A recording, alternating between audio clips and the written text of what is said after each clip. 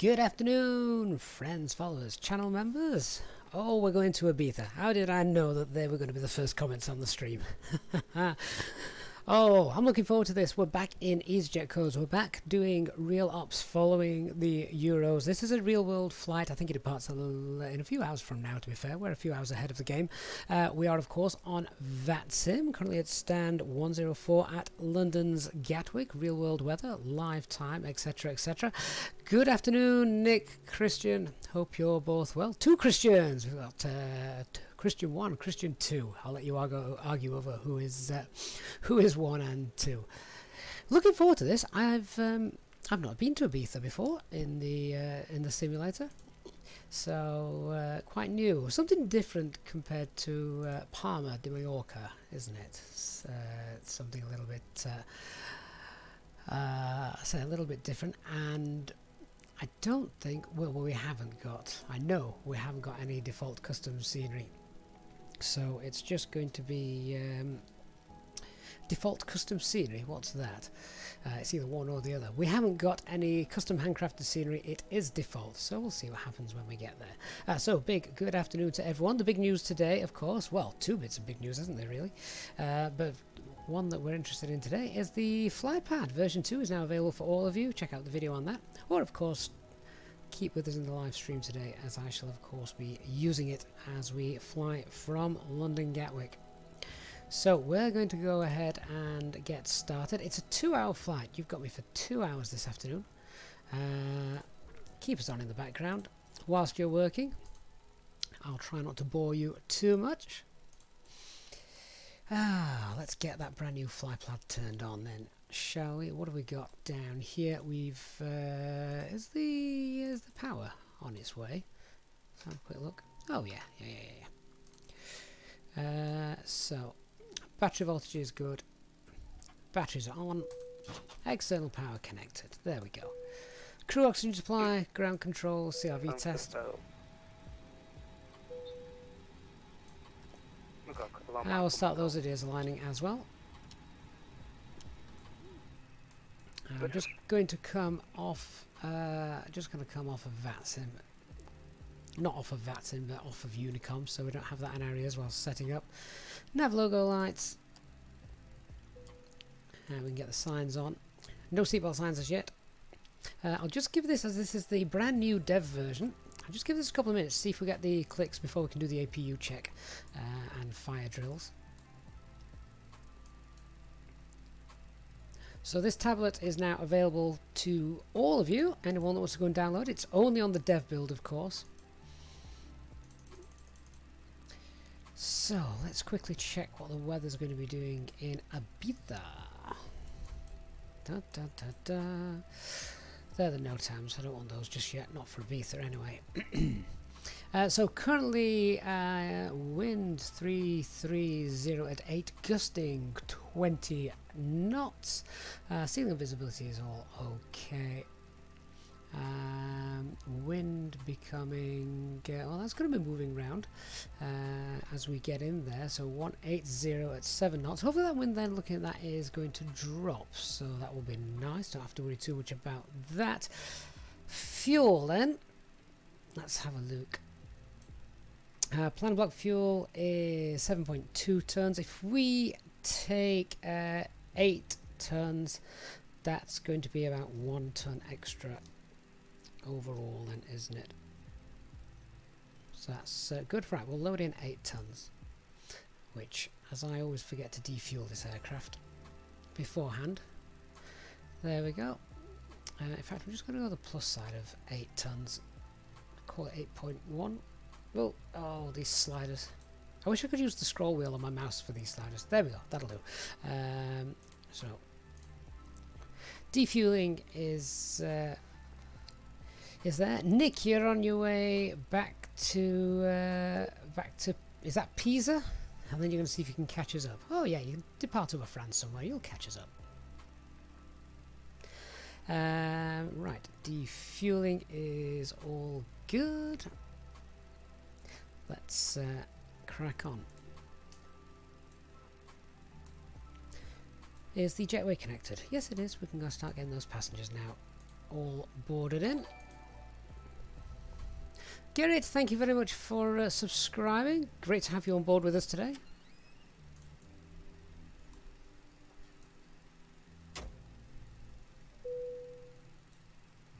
Cabin crew, we can open the doors now and start letting them on board. Thanks very much.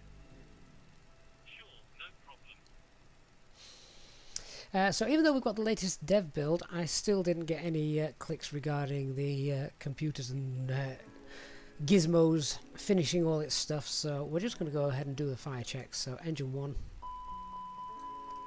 engine 2, and the APU. That's all good. HD, good afternoon, hope you're well. We'll start the APU running nice and early. Get those COVID germs out of my cabin. There we go. APU is running.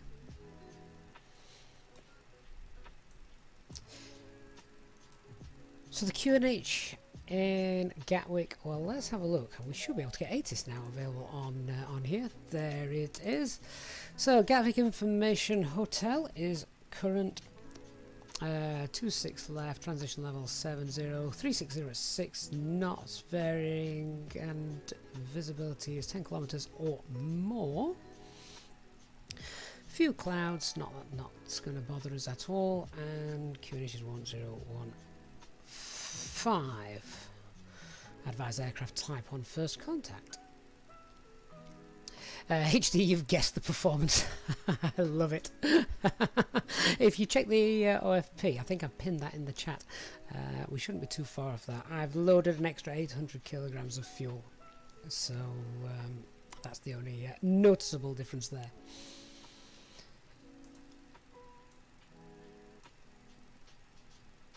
So let's get the QNH in. 1015 is set. I'll turn the brightness up on that. Anti-skid is on. Come down to the pedestal. Let's check. We've got VHF2 1215. Back on VHF1. Cockpit door is currently open. Switching panel, thrust levers, engine master, engine mode select, parking brake, transponder. Oh, turn that off. There we go. And that's now all set. We'll come up to glare shield. Pop the QNH in. Come on, there we go, 1015. Let's just turn the brightness up on that. OKTM, good afternoon. Fabian, yes, I've heard very much about the new Airbus. That's all set. Flight directors 1 and 2. Not sure why these are still on by default. I thought they would have turned those off.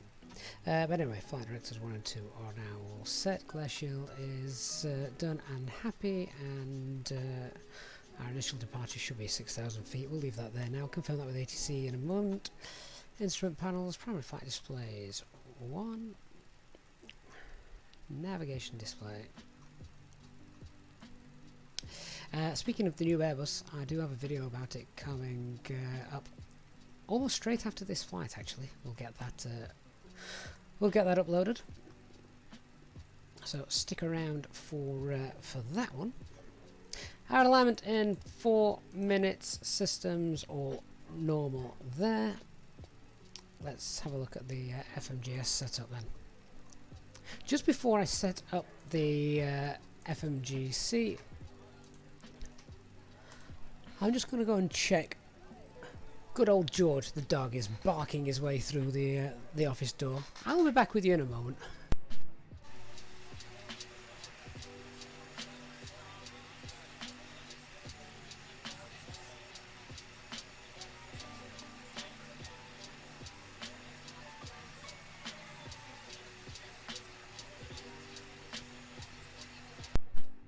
I'm back. I do wish pigeons would stop landing in our garden. They don't half upset the dog. Turn the brightness up on that. And let's just get information. All the A cars set up. 1 hour 56 minutes. That is a long, well, I say it's not a long flight, obviously, but 1 hour 56 minutes of the stream for you guys this afternoon, and I'll be here for most of it on the microphone as well, so we can chill out, have a great afternoon together. Onto the data page, aircraft status, LEAP engines all checked, and valid air cycle. That expires tomorrow, doesn't it? So now let's get the data link sent. So the alternate then for today is Barcelona.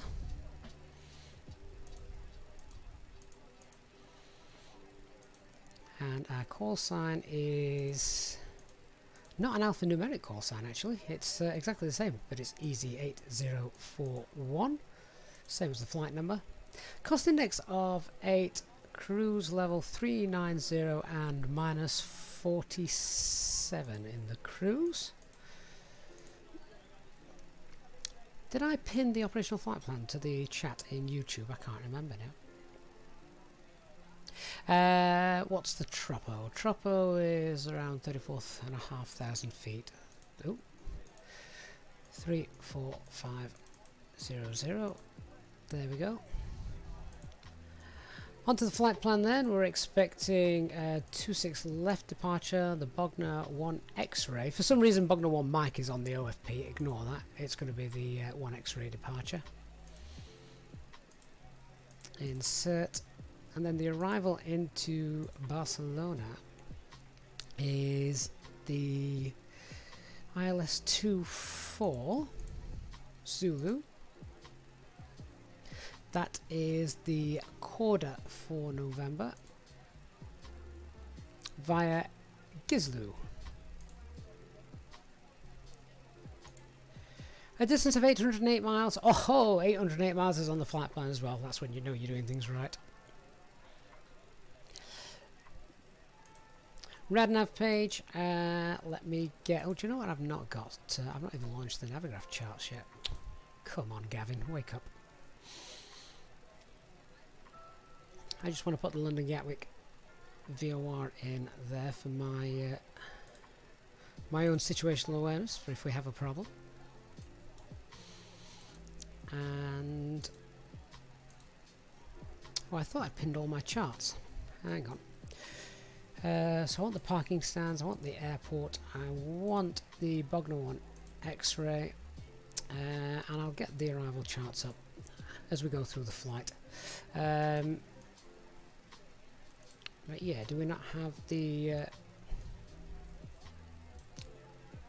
do we not have a VOR at London Gatwick? Thought we had. I was almost certain there was.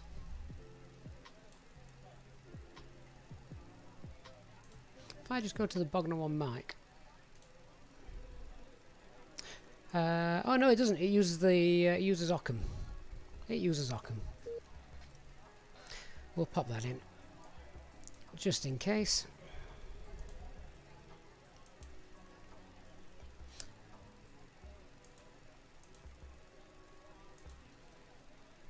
And we can also pop in.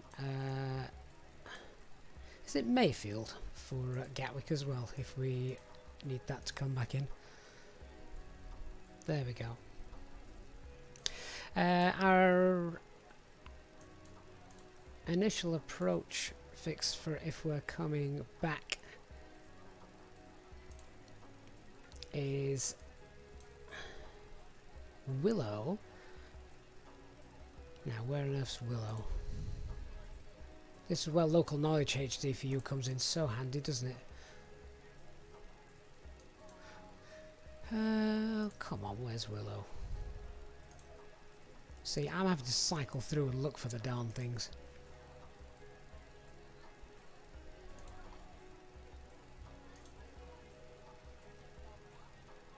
Ah! There we go. So I'm just going to pin that, and then we've got that there as well in case we need it. We'll look at that in our emergency brief. Okay. RadNav page is set up. Let's do our init B page.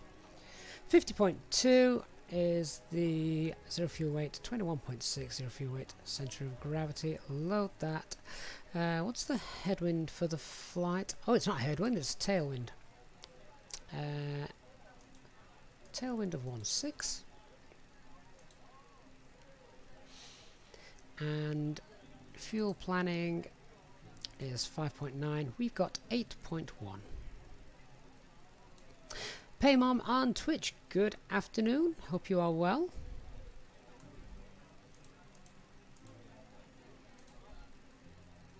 Takeoff weight then is 58.1.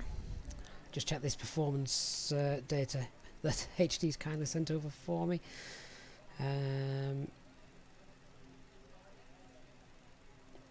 Takeoff weight 6. Oh yeah, we're no problems there. Right, so the alternate fuel, if we need to get there, is 1.7 tons. Let's just update that.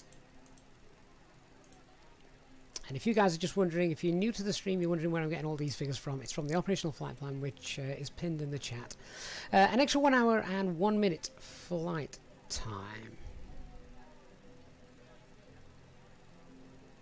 8.1 seems low. Have I not loaded the aircraft? I bet I haven't. Let me go back. 1 second.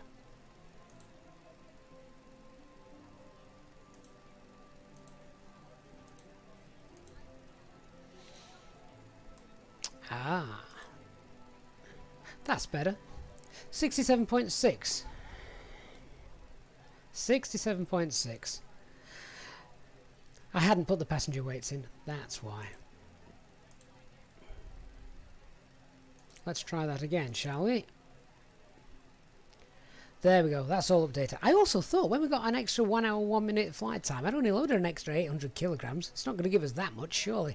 But there we go, 35 minutes extra flight time and a takeoff weight of 67.4. I'm 0.1 out on your performance there, HD. Having said that, I'll have burnt fuel off, so that sounds about right. So I can go ahead, I will use those performance figures, they're fine. Transition altitude here is 6,000 feet. Thrust reduction acceleration is 1,196, rounded up 1,200. 1,200. Engine out also 1,200. That is a flaps 1, flex takeoff of 60, and V2. Well, we'll put the real world ones in, which is 146, 144, and 144 again. HD, we can deal with 100 kilograms difference. Yeah, of course we can. We'll just rev the engines before we take off and burn it. Okay, that all looks good. Let's talk through the taxi, pushback, etc., and then we'll talk about the departure. So we're currently at stand 104. We're going to push back on Kilo, at which point then we'll probably be told to come down via Papa, and then either on Alpha Sierra or Alpha November.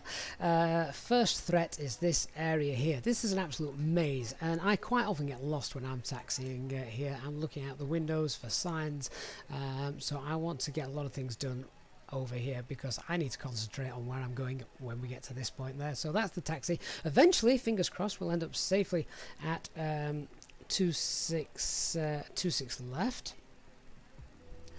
And on that Bogner 1 X-ray departure, max speed is 220 until we get through Kilo Sierra 1-1. What are our performance speeds? Clean is 221. Right. Okay. In that case, we'll fly at S speed, which is 197 until we get until we get through there.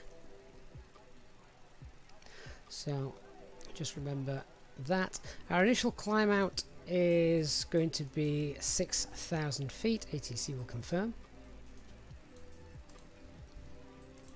Other than that, it all looks good. Oh, 1 knot. It's all about the ones, HD. 100 kilogram extra. 1 knot extra. Ah, good fun. Go on, what would you do? Would you fly S-Bit? Would you fly clean? Would you fly green dot? for the sake of 1 knot. Anyway, all's looking good there. There's our departure brief. Let's go through the emergency brief, then we'll contact ATC. Right, so quick emergency brief. If we have any problems on the ground, of course ATC is online, so we'll stop the aircraft and inform ATC. If we've got a serious issue like a fire, we'll let the crew know. If it's just a minor issue, cabin crew won't be interested in that, so we'll still stop, we'll still let ATC know, and then depending on the failure we can either look at the computer reset table in the QRH, call the mechanic on call, or even ourselves running at ECAM drills that may be available to us. On departure, of course, it is going to be my takeoff. If we have any problems or warnings before 100 knots, we'll consider stopping. After 100 knots and up to V1, we will only stop for uninhibited ECAM warnings and cautions, such as an engine fire or failure, with or without thrust loss. Or, of course, if we think the aircraft is completely unsafe to fly, we shall stop. If we do decide to stop, I will shout stop, and then we will go max reverse. Need to keep the aircraft nice and straight on the runway. We'll use manual braking if auto brakes aren't stopping the aircraft as well as I think it should. And I'll also point the aircraft into the wind if we've got a fire warning. Once we've come to a stop, we need to stow the reversers, set parking brakes, and announce to the cabin crew to attend all stations. And then we just want to stop for a minute, check what's actually happening before going any further. Once we've established the cause of the failure and why we have stopped, we can either complete the ECAM tasks shown to us, we can ask ATC to vacate the runway, or of course if it's more serious, looks like we've got a fire, we need to get everybody out, then we can initiate an evacuation. We just want to hold off for a second before doing that and make sure it is exactly the right thing to do. If we have a failure after V1, we're now committed, so we need to get the aircraft into the air. If it's an engine failure, we'll fly using a standard technique, 12.5 degree pitch, and we'll follow SRS and use rudder to counteract the yaw of the engine out. Once the aircraft has a positive rate of climb, we'll get the gear out, we can trim out the yaw, and then we'll engage the autopilot. We will then potentially be able to go toga if we need it. Remember, it's going to be a flex takeoff this time. We'll pull the heading bug early as it's a standard engine out departure, this one. So we'll pull the heading bug so we're not going to remain in nav and follow the SID. Once we're above 400 feet, we can confirm the failure, run the ECAM drills, and secure an engine if of course we've had an engine failure. Once we've secured the engine and we're above the single engine acceleration, which is 1,200 feet, we'll push to level off, we'll accelerate, retract flaps on schedule, and then at green dot we'll go open climb and set manual maximum continuous thrust. Once then we've got above 1,500 feet above the aerodrome, we'll look to turn to our holding point, which is Willow. That is towards the left of us on departure. We'll more or less be making a full 180 degree turn by this point. We'll enter the Willow hold. It's a left hold, and we'll then inform ATC that we might need a little bit of help just vectoring around. We can enter the hold and remain there. What I'd do in the real world, of course, is we'd enter the hold and McDo. That would continue to fly the hold automatically whilst we sort ourselves out. A little bit difficult in this aircraft because holds are not yet available to us. So we may just have to play that a little bit by ear. Alright, so let's check. Are the passengers on board? The passengers are all on board. I'm just going to contact ATC with that. So if we go to 121.8, that should be called up for us. 121.8. Wonderful.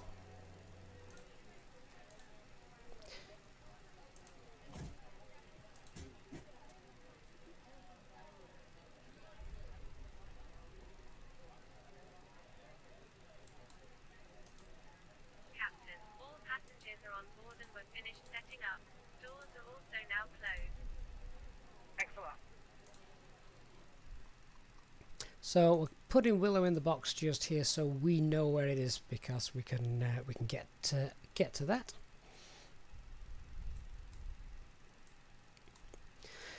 So we're on ground frequency 121.8. Just checking they are still there. Yeah. Let's go ahead and give them a call. Gatwick ground, good afternoon, Easyjet Type A320 Neo, stand 104, requesting IFR clearances filed to Ibiza, and we have information hotel. Easyjet Gatwick, good afternoon, cleared Ibiza, Bognor 1 X-ray departure, squawk 0376. Cleared via the Bognor 1 X-ray departure, squawk 0376, Easyjet. Easyjet, correct. Let's go and get that in the transponder, squawk code 0376. And just checking, we've got 6,000 feet, which is our initial climb clearance for that departure. That's all good. Cabin crew, we're about ready for pushback, so if you can please valve the door and cross-check. Thank you.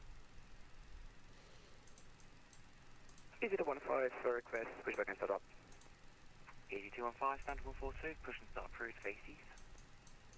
Push and start to the approved face east, Easyjet.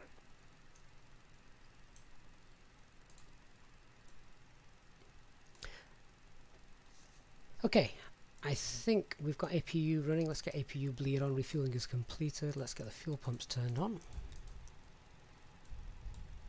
We can disconnect the GPU.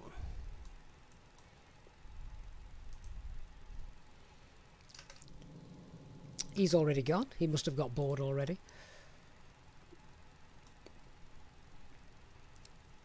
FCU is all set.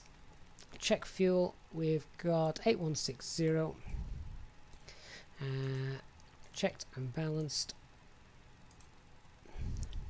3 nav green. And all systems are null.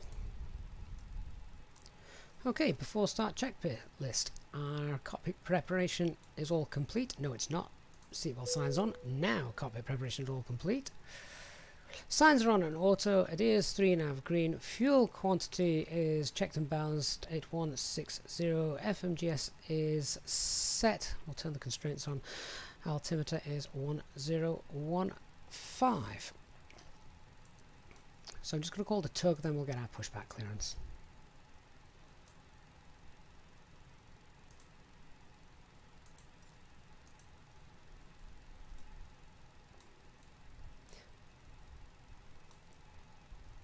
Okay, here comes the tug. Let's contact ground.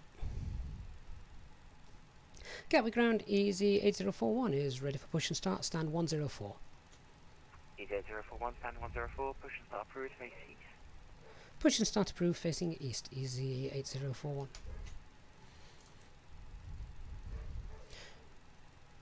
Rotating beacon light is coming on. Nose wheel steering's disconnected.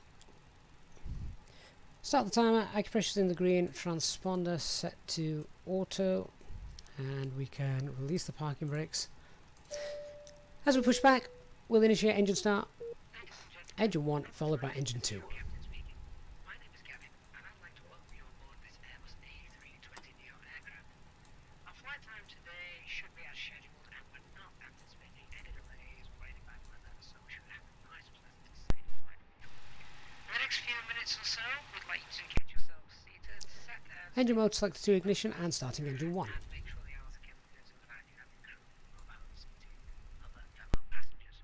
The ground crew are nearly finishing loading everything into the aircraft, so we look forward to a safe and pleasant flight with you today, and we thank you for choosing to fly with the Easyjetsimpilot. Thank you.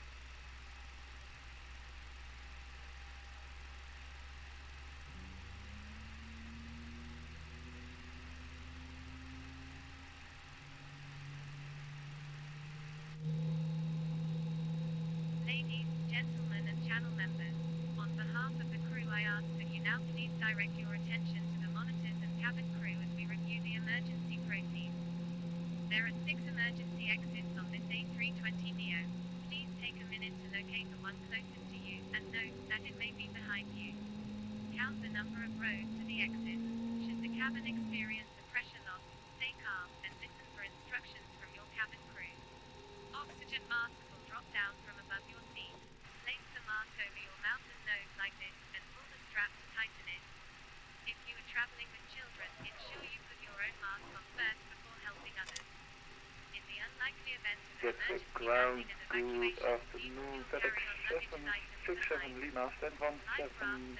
radio check. Emergency lighting in the floor will FedEx 767 Lima, Gatwick ground, good afternoon, readability 5. carry on luggage and stowed away safely during the flight. Whilst we wait for takeoff, please take a moment to review the safety procedures and the safety card in front of you. Electronic devices must now be switched off. FedEx 67 Lima, request dive clearance to Dublin Get Fair. safe to use them. Our cabin service will commence once we're in flight. If you are a We have frequent information in the flyer, onboard. now join the channel as a member and FedEx 7 Lima, Gargan hello, 226 is currently in use, so I able Northmore 1 X-ray departure. Thank you for your attention and we hope you enjoy your Sorry, flight. say again, FedEx 76 Lima? FedEx 67 Lima, I able Northmore 1 X-ray departure off runway 26 left. I will have a look, stand by. Pushback complete. Parking brakes on. Engine 1 stabilised. We're waiting for engine 2.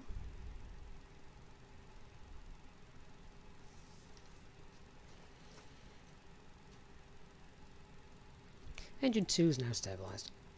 Engine mode select to ignition. To norm rather. Ground control off. APU bleed off. Anti-ice not required. APU off. Spoilers armed. Rudder flaps 1. Trim is 29.7.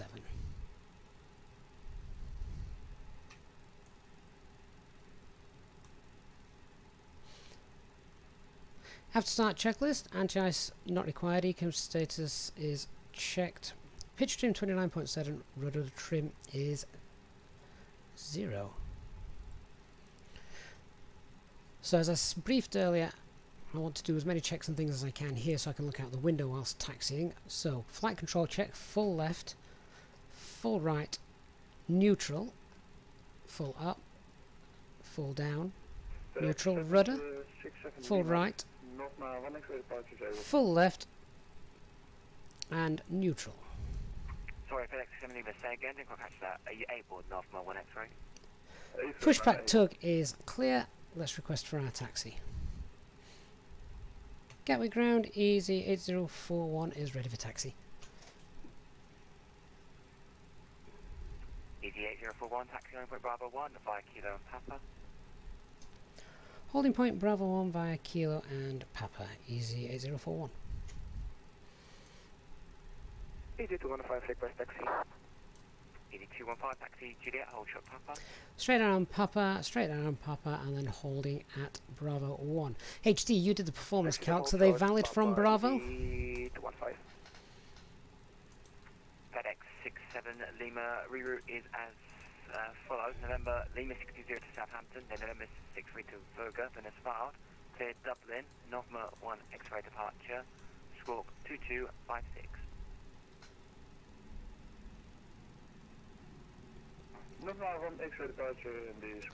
So just at this point, while listening to air traffic control, concentrating on what we're doing in the flight deck, I'm not paying too much attention to the chat at the moment, guys, so my apologies for that, but once we get in the air, we're going to have plenty of time to shoot the breeze. Let's talk about anything but Italy.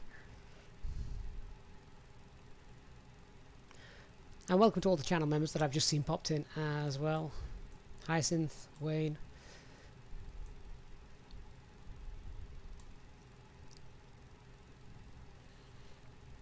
So straight down here on Papa, and holding point Bravo 1 is just here.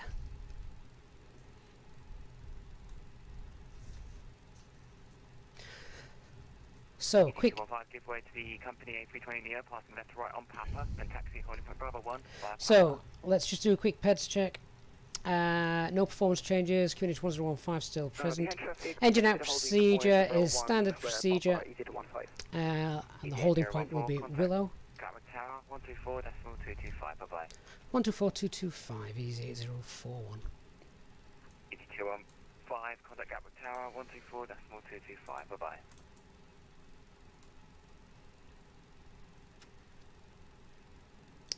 Engine out procedure again, just confirm that that is a standard, and our hold will be a left turn hold to Willow holding point. Departure matches what we have in the FMGC, and stop altitude is 6,000 feet.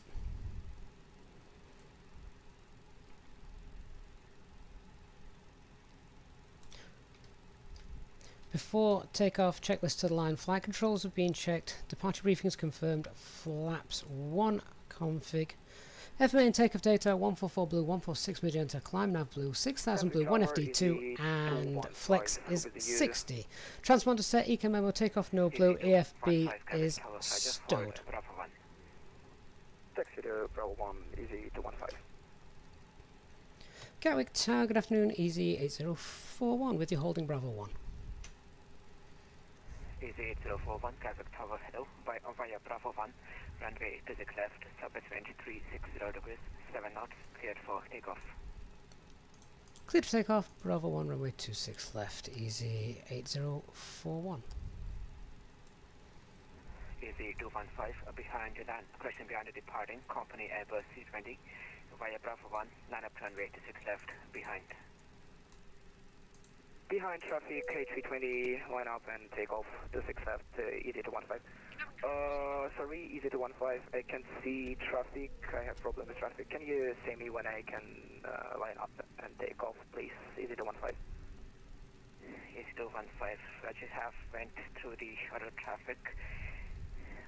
In that case, hold Bravo 1 for now. Holding Bravo 1, Easy 215. Before takeoff checklist below the line, cabin is secured for takeoff, engine mode select, norm, TCAS TARA, packs off, anti-ice not required. For the information, I can see only this Airbus, Easy 215.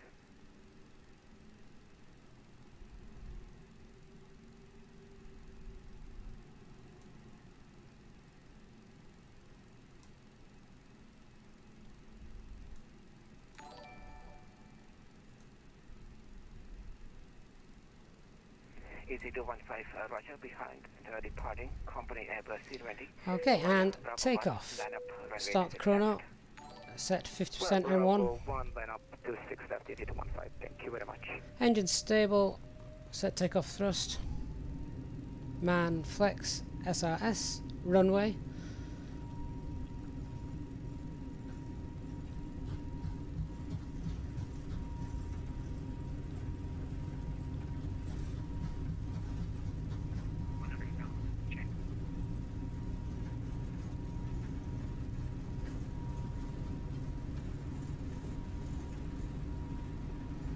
V1. Rotate.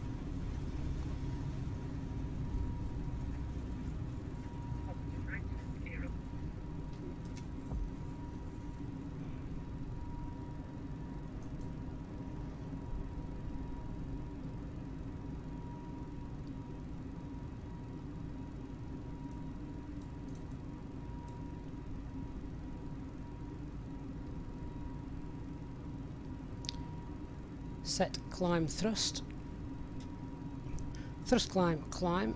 Nav green. 8041, contact Gatwick Director 126.8225, right? 126825, easy 8041. Autopilot 1 engaged.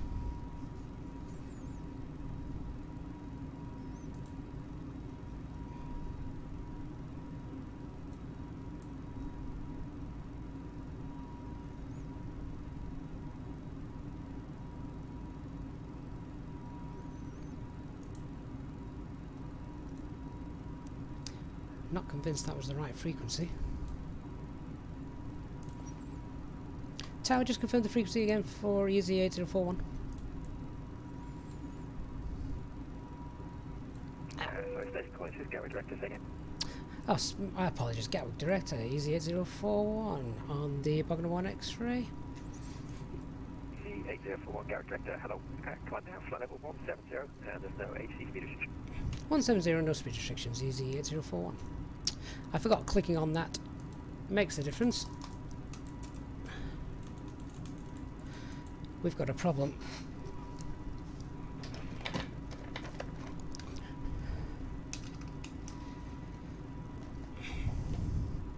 Easy 8041, currently got a hardware problem.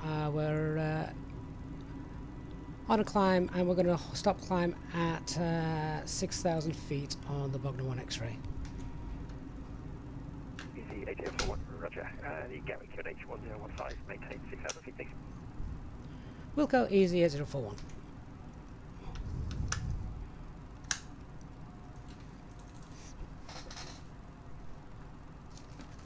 So in case you couldn't guess, typically, once again, the mouse batteries ran out at the worst time. Thankfully we have a wide connection. Alpha, Echo, Gatwick, hello, pass message. I just need to get that popped in.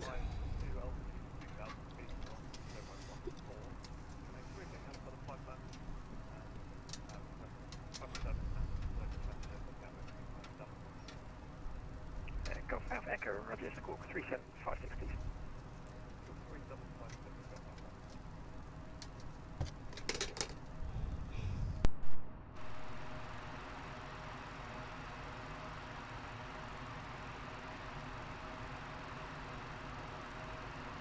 Golf Alpha, Echo, thank you. It's traffic service outside controlled airspace. And you're cleared to enter the Gatwick control zone VFR. Not above altitude 1,500 feet. North to south, and report the airfield inside.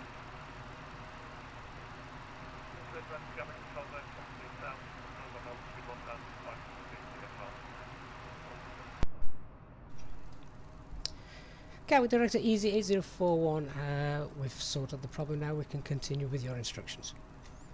Easy 8041, taking you, climb down, flight level 180, you can present position direct to Benbow. 180 direct to Benbut for Easy 8041.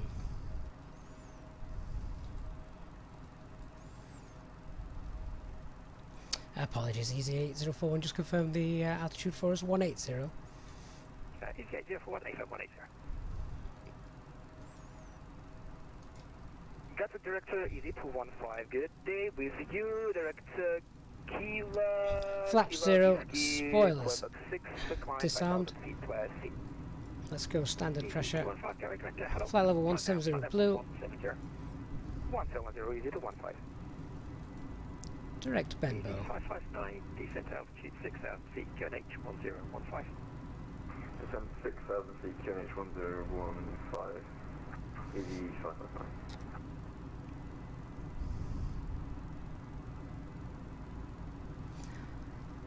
Oh, well, that was a interesting start to the flight, wasn't it? Easy 559, turn left heading 100 degrees. Turn left heading 100 degrees, Easy 559.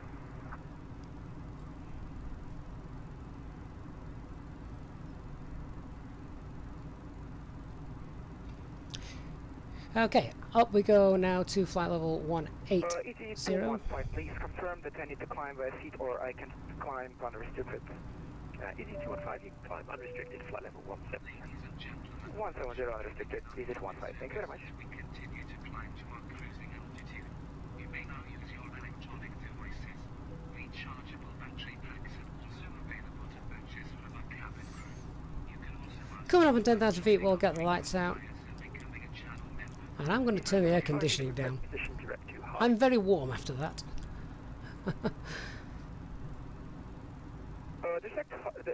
Direct Hardy, Easy 215, thank you. Gatwick. Good afternoon, Shamrock to Lima with you, flight level 1,000. As it's 10,000 feet, we're going to clear the RadNav page out. Shamrock to Lima, Gatwick Director, hello. Landing 26 left, no delay, descent, flight level 80. Landing 26 left, no delay, descending flight level 80, Shamrock to Lima. Check the prog page, 390, we're comfortable getting up to that. All is well.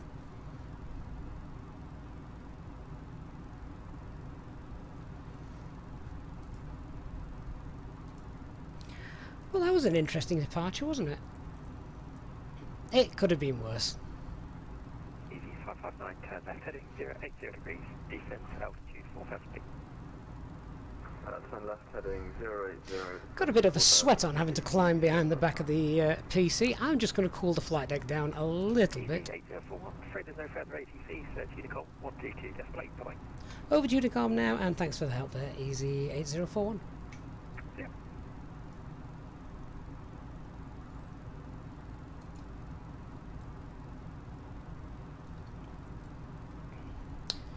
We'll put pack 2 on now. Pack 1 is on, and that's good until I think think it's 24,000 feet, so we're okay.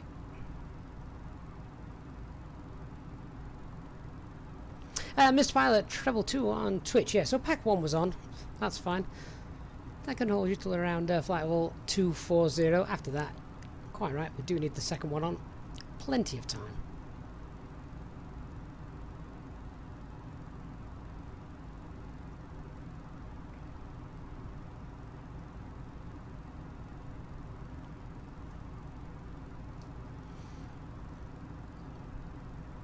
So one of the problems that I have with regards to the batteries is I've got a full set, fully charged, brand new batteries, they all work. Oh, there we go, now it's moving again. The problem I have, or that I seem to find, I'm moving now with the wireless mouse, and wireless mouse, no problem. Fresh batteries in, working. For some reason, when I put new batteries in the wireless mouse, Microsoft Flight Simulator doesn't like it. It doesn't sort of kick back in and work. You need to have the wired mouse in there to, I don't know, a proper stable USB connection. File 390 set, 390 blue. Once you've done that and it's all working again, then it brings the wireless one back to life. So that's strange.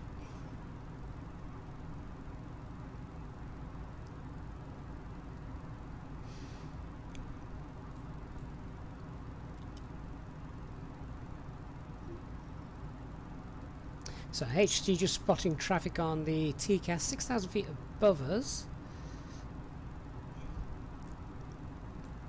I think I see some strobe lights. Yeah, there we go.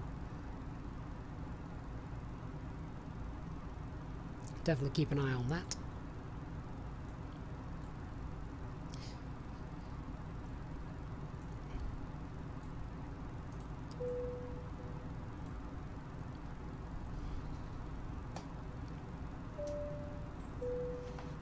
Ladies and gentlemen, the captain has turned off the seatbelt sign. The toilets are now available for use and you are free to stretch your legs in the cabin. We do, however, recommend that whenever you are in your seat, that you keep your seatbelt fastened at all times. This is in case of unexpected turbulence. Our cabin crew will be along shortly. Please contact them if you have any questions or require assistance. Thank you. So no air traffic control online at the moment. We're clear to clear ourselves up to the higher flight level there, Ryan. That traffic's also just disappeared from TCAS, so presumably he's no longer a threat to us. He did look to be going off in a different direction anyway, so that's okay.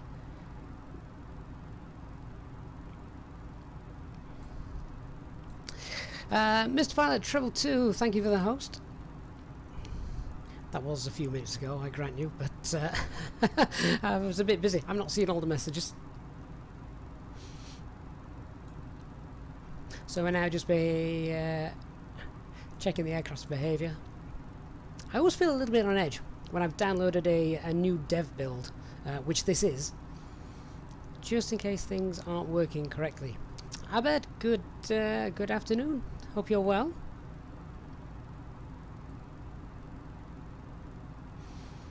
So my apologies, since well, pretty much since pushing back, I've just ignored you guys on the chat, but I'm now back with you.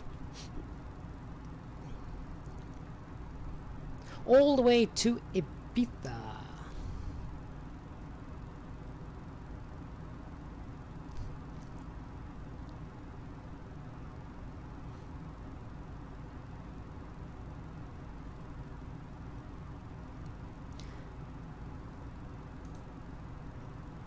And Wayne, Wayne, thanks very much, mate, for the donation. Wayne says, buy yourself some flipping batteries for Christmas. I can't handle the tension. Oh, it'd be a boring flight if everything worked, wouldn't it? But thanks very much, Wayne. I think what I'm going to start and do is, I prefer the wireless mouse, it's just easier, but I am going to leave the wired mouse constantly plugged in just as a backup.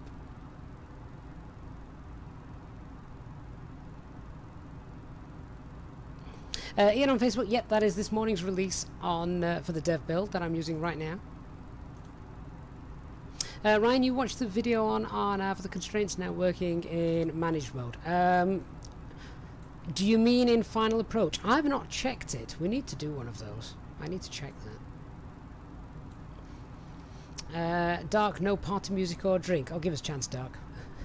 I'm calming down from the stress. That wasn't a standard takeoff, was it?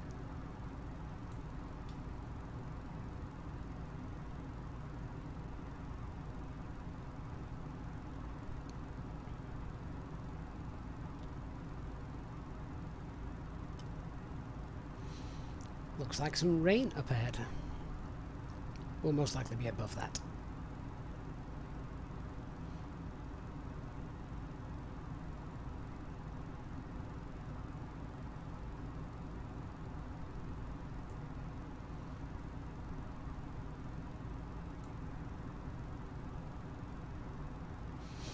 Christian, if you leave the packs off, you may find a lot of angry passengers with blue faces. Well, they'll not be that angry. They'll be slipping themselves away into a nice, chilled-out, relaxing state before suffering with hypoxia. ISK, the best airport flight plan for an ILS approach. Well, you see, that's kind of an oxymoron, because some of the best approaches aren't ILS approaches. Well, I don't think so. Things like Gibraltar and Funchal, for example. Captain Marisol, nice to be with us live for once. Oh, is this your first time, Captain Matt? Thanks very much for joining us.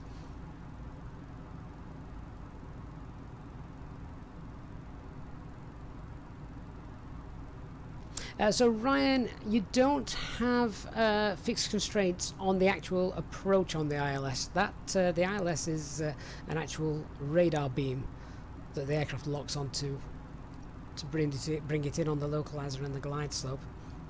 The constraints are more about descending really in managed mode. That doesn't work just yet.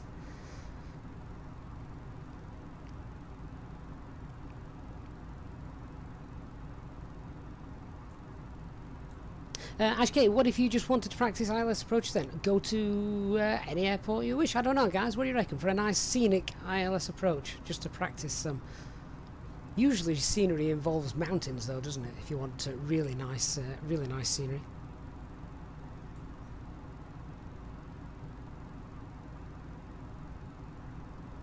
Oh, Ryan, did you mean on the Star? If you leave the aircraft in managed mode, it will descend via the constraints. The problem is that it will just drop you like a stone. It won't be a managed descent. It'll be, oh shoot, I need to get down to whatever altitude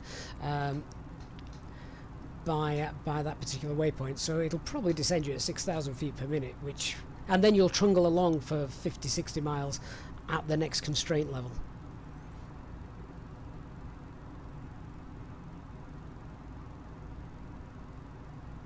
I know the packs are on for the whole flight. Yes, after takeoff, the packs are on for the whole flight.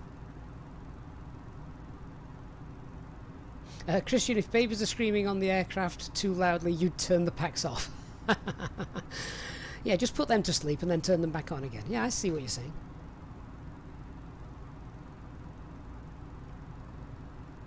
Mr. Pilot on Twitch says for a scenic ILS, Sydney runway 16 left, or Geneva in Zurich. And there's the localizer approach into Innsbruck. That's not a straightforward ILS approach, but I see what you're saying. Is there a way to display a co-pilot for the 320? All the add-ons you've tried don't work. Andrew, I have seen some which kind of populate the right-hand seat. In fact, yesterday it was populated when I didn't want it to be populated, and I lost all my controls. Thankfully they came back just in time. Blackbird the Great 2, thank you very much for subscribing. Great to have you on board. Still climbing nicely towards our cruising altitude. Those clouds are looking rather nice this afternoon. I really do enjoy it when I get a couple of hours in an afternoon to be able to do a full live stream with you.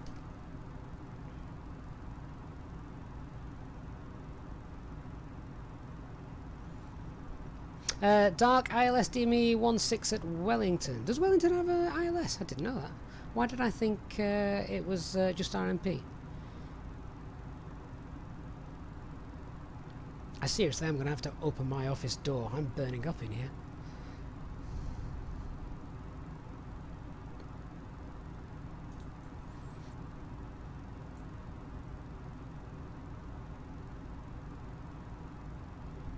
Nick, have you just done a lovely RNAV into Pisa? Sounds nice. I don't know if I've been into Pisa. Lee, that is a very good shout. Lee Rowland says Nice, runway 4 left is nice. I see what you did there. Make sure it is 4 left. Don't do 4 right. You'll end up landing on a taxiway. Rockstar Energy, good afternoon. I'm very well, thank you.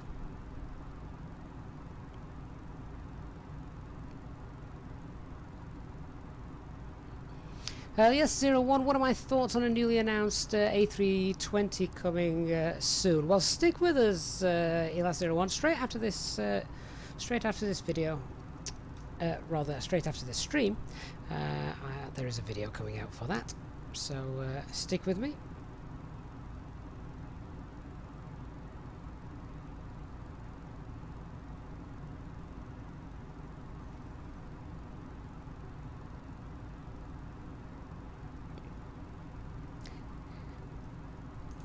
So it looks like we are going to be above that weather. We're just passing flight level 340. If we come now and just check out the OFP, just going to zoom that in, come down here.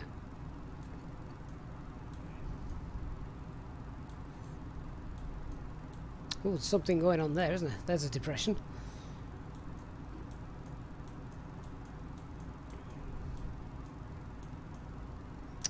Right, this is the page I'm interested in. So we've got isolated embedded cumulonimbus. We're going to bypass that, hopefully. That would have been above that anyway. Whilst we are here, actually that's not that clear to read, to be fair. The area that we're currently in at the moment, that's going to be number 1, isn't it? So number 1 is, oh right, okay, so we've basically got moderate turbulence up to flight level 440. Oh, let's just be aware of that.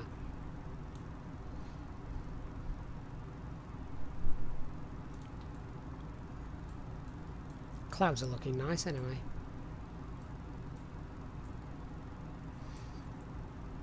Outside air temperature is below -40, so we don't need to concern ourselves with anti-ice. Lewis Aviation, good afternoon.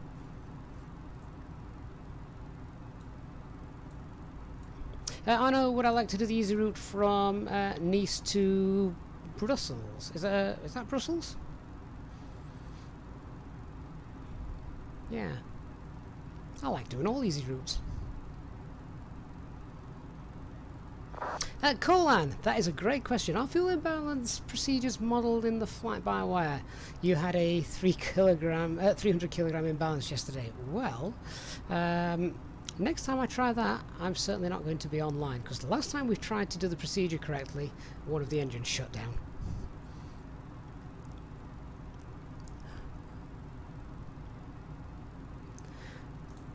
Flight level 360.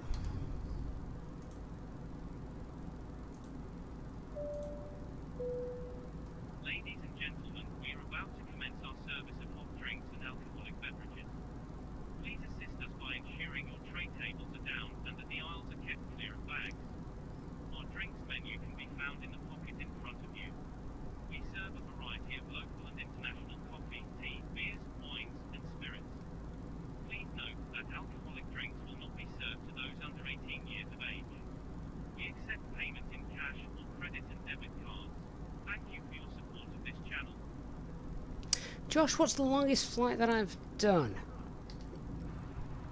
In this simulator, I've not really touched the 747 or the Dreamliner in this simulator, only the 32NX. And the DC-6, had a bit of fun with that. And the CRJ, so really probably around 5 to 6 hours. HD, yeah, to be fair, we didn't quite do it correctly. We didn't do anything that should have stalled one of the engines, though. And I blame the PM for that.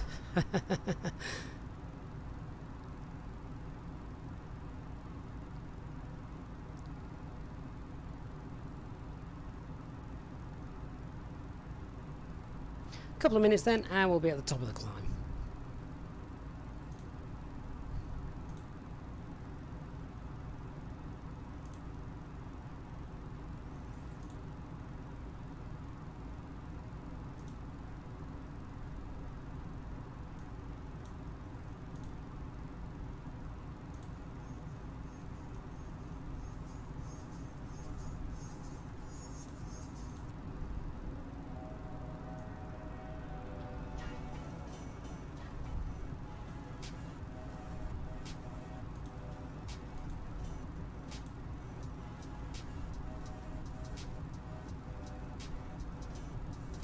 Rockstar, would I do an Easyjet route that goes to Palma? Well, I nearly did today. And I thought, oh, Palma or Ibiza? We've done Palma quite a lot. And I love the scenery at Palma from Just Sim. Or is it Simwings? Apologies to the wrong one. It's fantastic scenery. And we've been there a few times, so I thought, let's mix it up. Let's do the Ibiza run.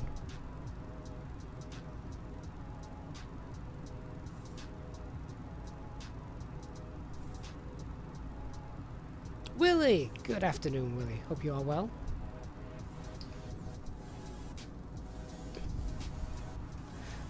Good and cloudy over France.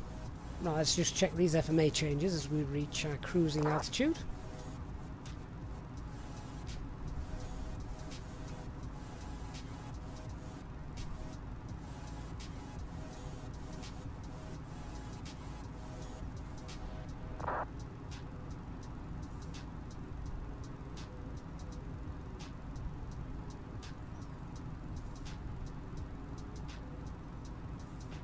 .600 feet per minute. We should be there in about a minute's time then.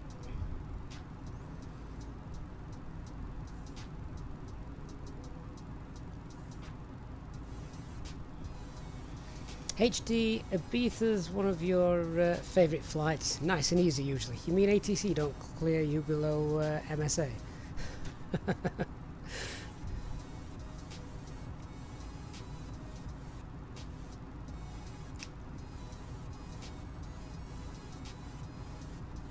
Rockstar, you've just got yourself self-loading cargo and you think it's incredibly good for the in-game realism. Yeah, I agree. I use it on every flight, you'll have heard it.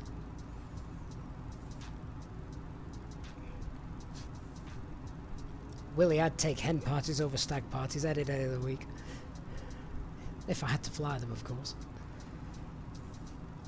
Hello, what's this? I see red.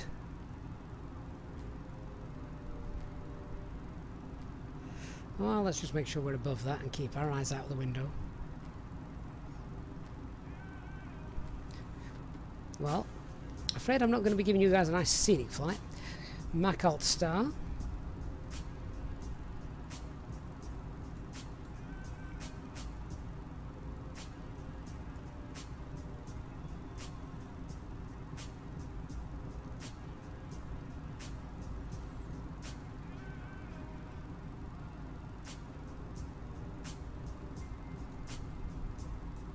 And now we've got Alt Cruise.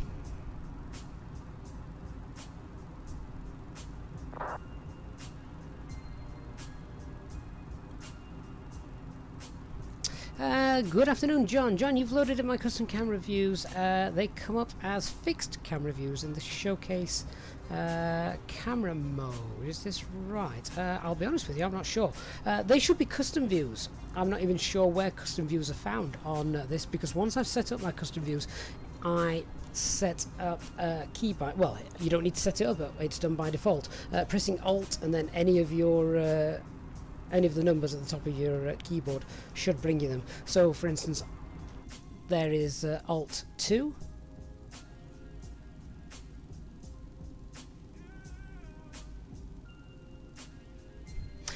Lord Aguni, hello on Twitch.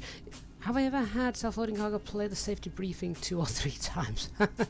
Maybe you had a randy bunch of passengers that weren't listening the first time. But no, I haven't.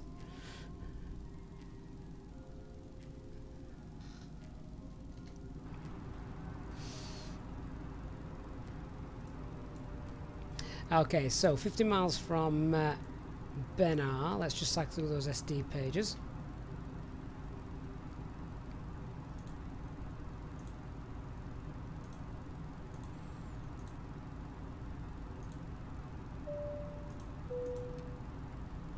Ladies and gentlemen, from Cockpit, once again, just let you know we've reached our cruise level for the flight today. The cabin crew will be waiting the way around, serving drinks, hot coffee, teas, etc. So if you keep any items on the all items, we invite you to sit back and enjoy the rest of the flight. Thank you. So fuel use matches up with what we've got. That basically means as well that we've no fuel leak. All is good there. Ah, nice 20 degrees in the flight deck. Doesn't feel like it where I'm currently sat.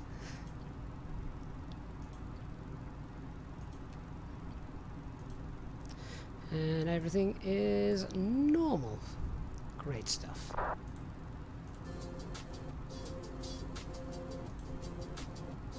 PC Aviation, thank you for following on Twitch. And for Cafetula on Facebook as well. Good to have you on board.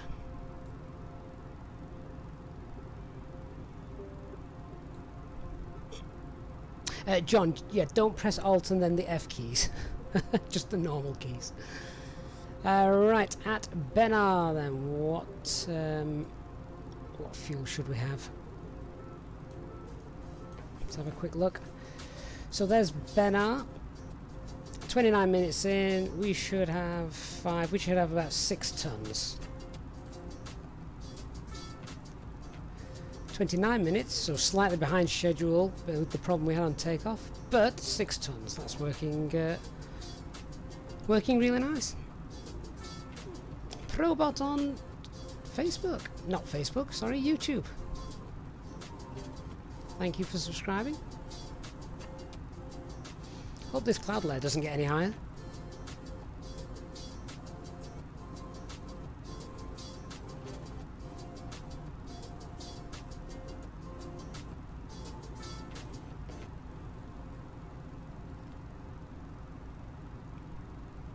I bet how can you log into your SimBrief account? You mean on the SimBrief website? That should be straightforward.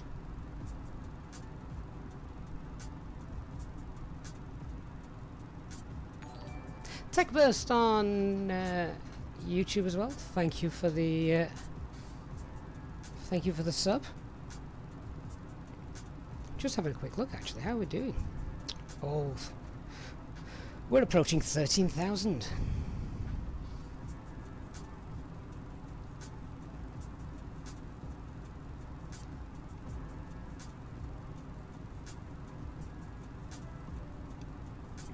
We're currently at 12,911, so thank you very much to all of you for that. And to Stephen, thank you very much for your donation there. Really, really generous of you. And I hope you're having a good day, Stephen. What are you doing while you have us on? Cup of tea? Beer? Working? Thank you very much.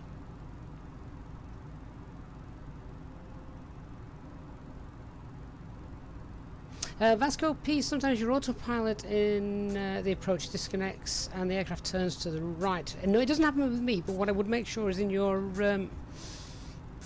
sensitivity settings, make sure you've got a dead zone set. That's quite important. So we should be on the ground in about 1.5 hours. We're 31 minutes into the flight.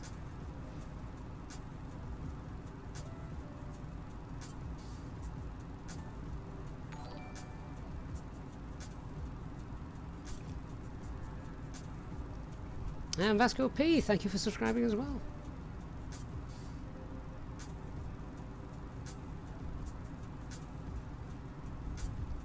Looks like some nasty weather over France today. Anyone in the chat room in France at the moment? Where are we? Specifically.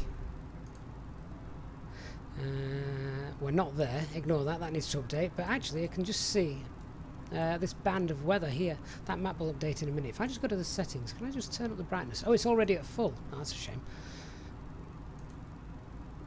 Oh, there we go. So we're just southeast of Le Mans.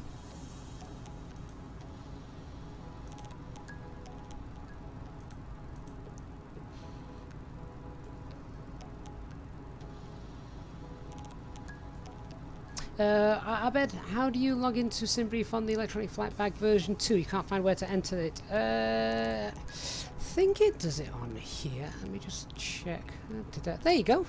Go to the settings page and it's there. There's my SimBrief username. All done.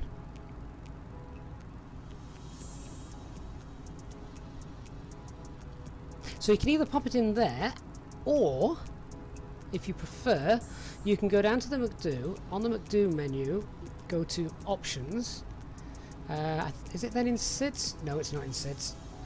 It's in the AOC SimBrief, and you can pop it in there as well.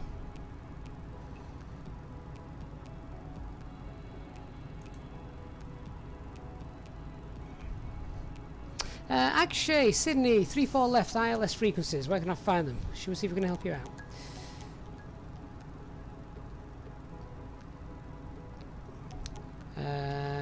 I'm going to have to refresh that, aren't I? Now, sometimes this doesn't work. It does work, however, if you turn the fly pad off, count to 10. No, not really. That's what my parents always told me. If something broke, turn it off, give it 10 seconds, turn it back on again, and it'll work. So if I now go to the charts page, I've suddenly got to log that back in again.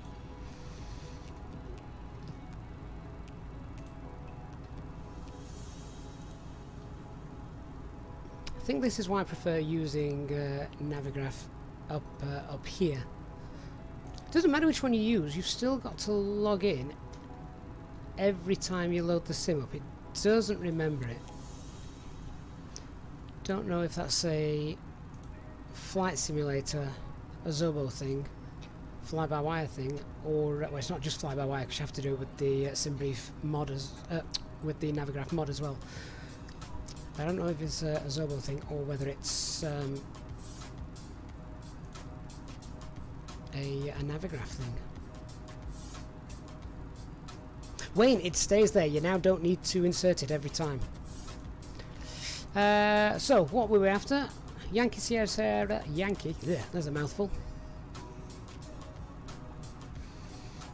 Approach to runway 34 left.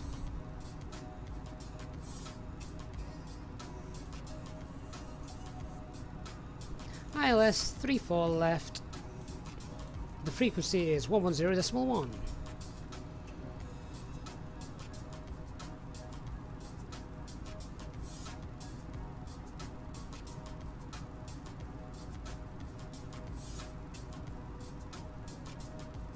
TechBurst, do I ever have performance issues?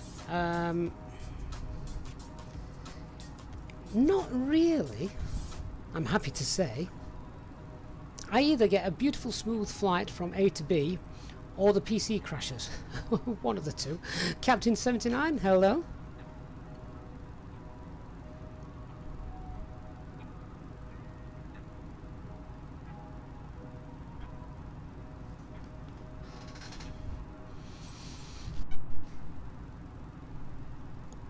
Just gonna have to crack that office door open. I'm going to be joined by a cat and dog in a minute. I know I am, but that breeze is lovely. Andrew, can you detach the iPad? If you mean, can you right-click it out? Yes, hang on, right-click, and you can. This is when I get a performance drop, though. Having this running separately, just watch if I pan around. That is now quite jerky. The moment I close that back down again, it's much smoother. So I do notice that.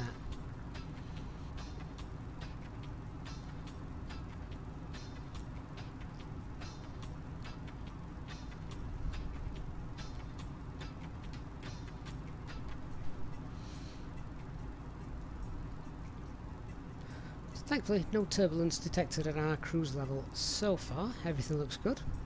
Will, you're on a business call. No problem.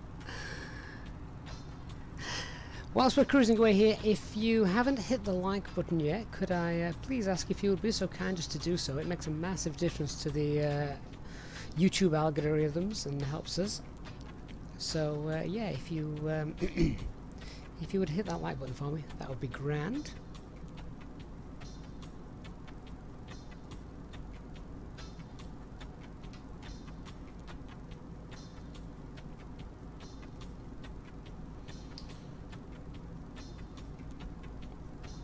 It would be lovely on this flight to play, we're going to Ibiza, wouldn't it? But you just know that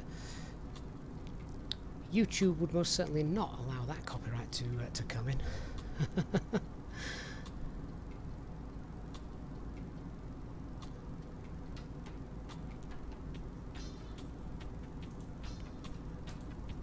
So how is everybody doing on this fine Tuesday afternoon? Are you working? Are you simming? Are you relaxing with your feet up? I wish they'd replace this window. It's very scratched. Is this the window that looks like a bomb's gone off in the distance? Ah, yeah. See this? That little scratch here. It's normally on the horizon as we're coming into land. And with that, it just looks like a smoke plume off in the distance. I think it was Christian that first spotted that.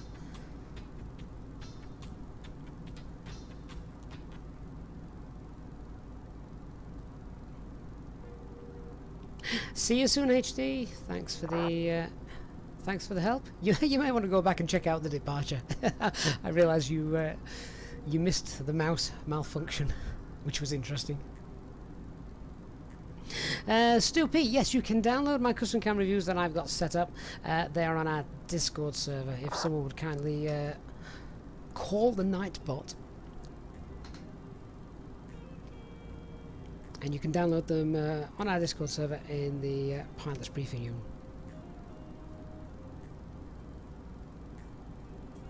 Joshua, how did I get the custom livery? That was Christian, wasn't it? It's Christian responsible for our beautiful Easyjetsimpilot livery, complete with HD. Daniel Stevenson, never. You're going to be on this flight tomorrow.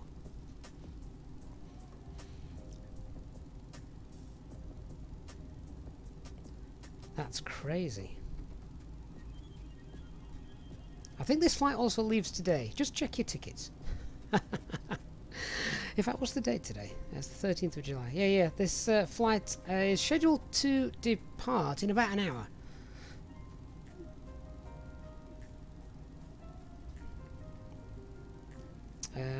But is it departing tomorrow as well?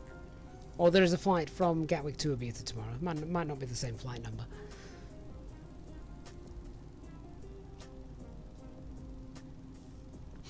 Josh Lee, it does look great, so big thanks to Christian for that.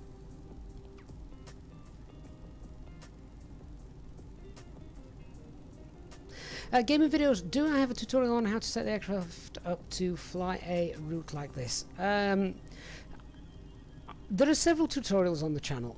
There are some which are just basic tutorials, you know, first time getting in the Airbus, first time doing an ILS approach, setting up the flight computer, etc. And then there's the more advanced tutorial series, which looks at basically using all the real-world procedures that real pilots use. This is quite a funky tune, isn't it? What's the volume like, guys, on the music? I can't really tell how you guys are hearing it. I've obviously got it turned down a little bit for me, but just let me know if how that sounds. It's that bopping away in the cabin here. I bet HD does this as well, doesn't he? Once he's at cruise.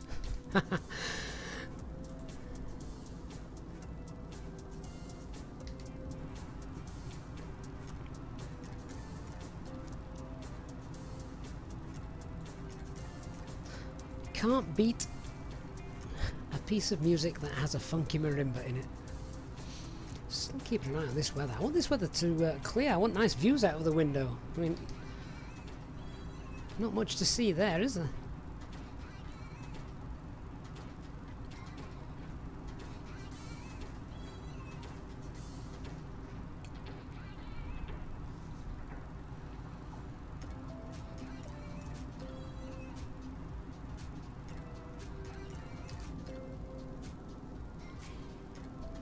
I also find I lose frame rates whenever we've got the high level cirrus cloud.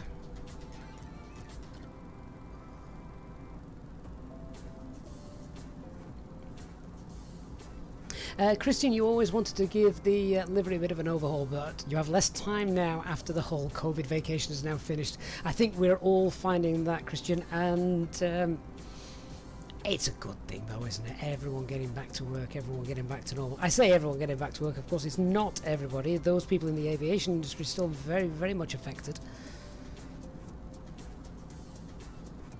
Wayne, yeah, with the aviator sunglasses on. I might buy him a pair.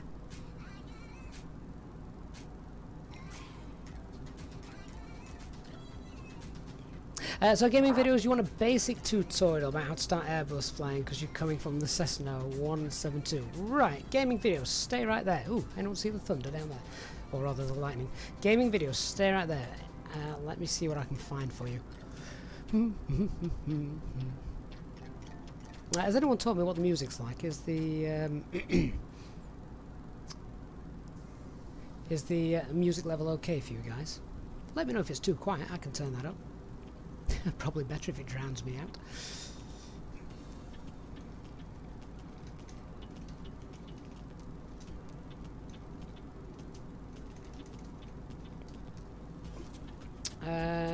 Right, gaming videos. Bear with me one moment. There we go. That's the video I was looking for. A quick start guide. A quick start guide. Here's a link. That is a quick start guide for anybody wanting to jump into the Airbus A320 for the very first time.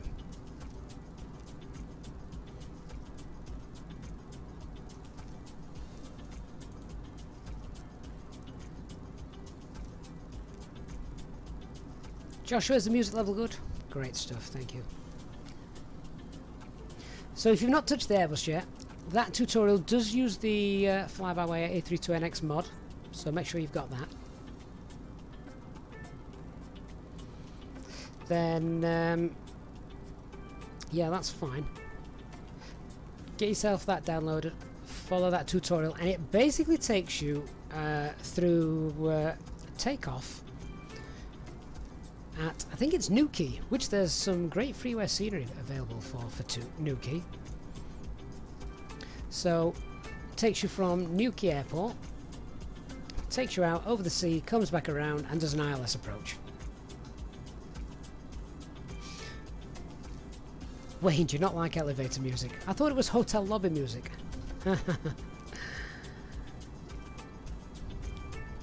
It's quite a nice thunderstorm going off there, isn't there?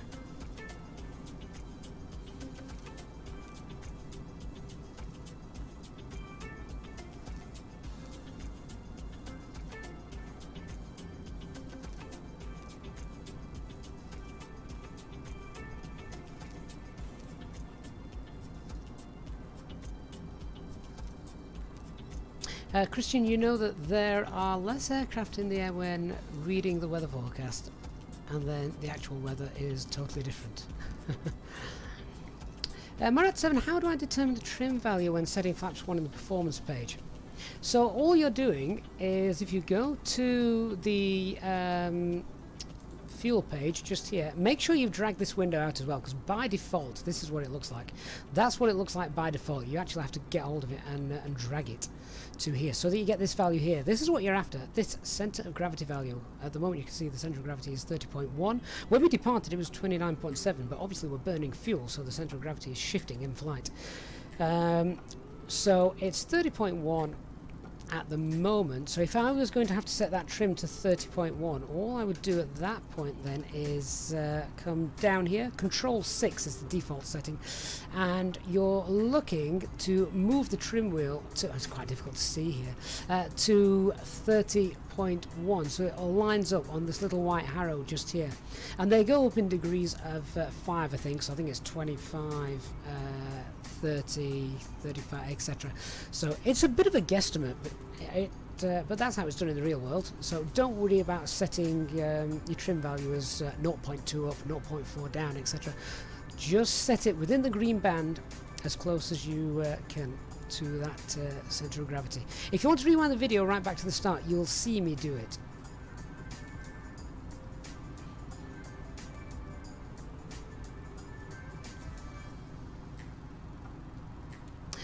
Banner, you tried VATSIM yesterday after we convinced you. It was brilliant, excellent. How did you get on? You started in Europe and continued in the USA after Europe. You went to sleep. What, did you cross the ocean?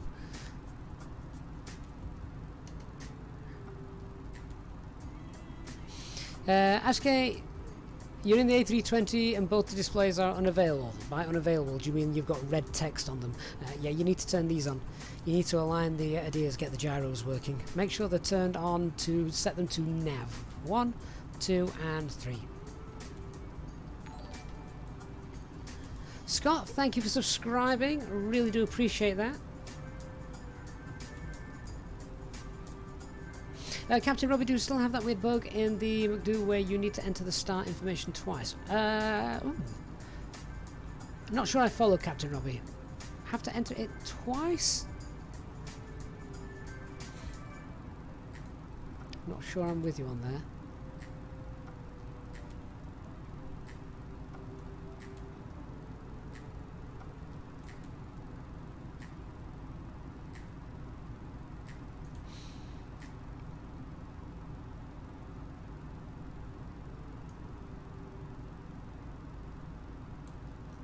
John Boy, my no smoking sign shows no portable devices. You can pick. The Neos now normally have no portable devices rather than no smoking. If you prefer it to say no smoking, go over to the electronic flight bag, cogwheel, and it is, there you go, the passenger signs. Do you want no smoking or do you want no portable devices? If I switch it to no portable devices, which is more common in the Neos, it should now say, there we go, no portable devices.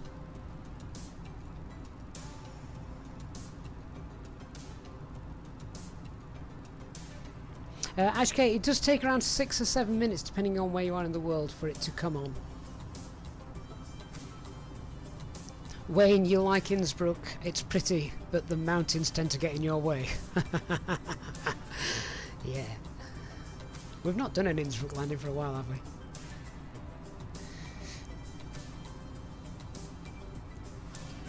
Should probably get some en route weathers. What I do want to check as well, just before I do that, is I want to go to my operational flight plan and check to see if we have any moors that we need to worry about. I've got a dog I need to worry about. Oh, let me just go and throw the dog a pigeon. 1 minute.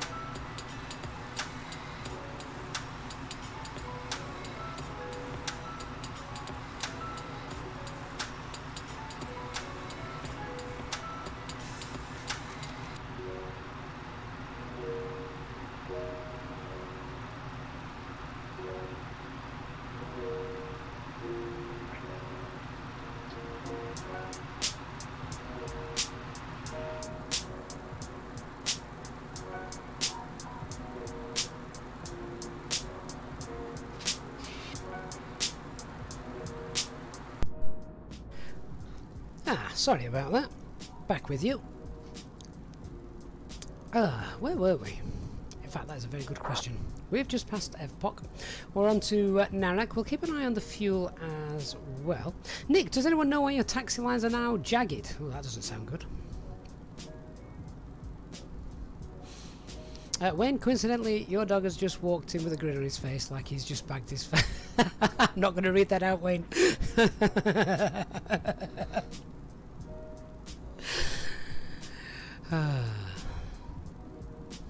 Superdil, good afternoon.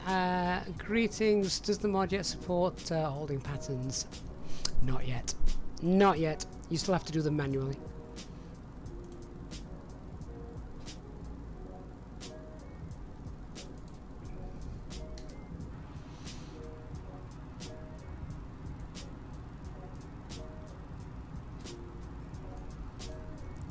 So we're almost now in a direct line towards Barcelona, aren't we? That weather seems to have cleared out a little bit. Not too much, mind. We're going to keep an eye on the weather as well in Ibiza. Say, I've not landed in Ibiza before, so I'm going to have to do a good brief for that. Captain Matt, does my dog like pigeons? Well, he goes nuts whenever they land in the garden. I keep saying I'm going to have to buy blinds for the French doors.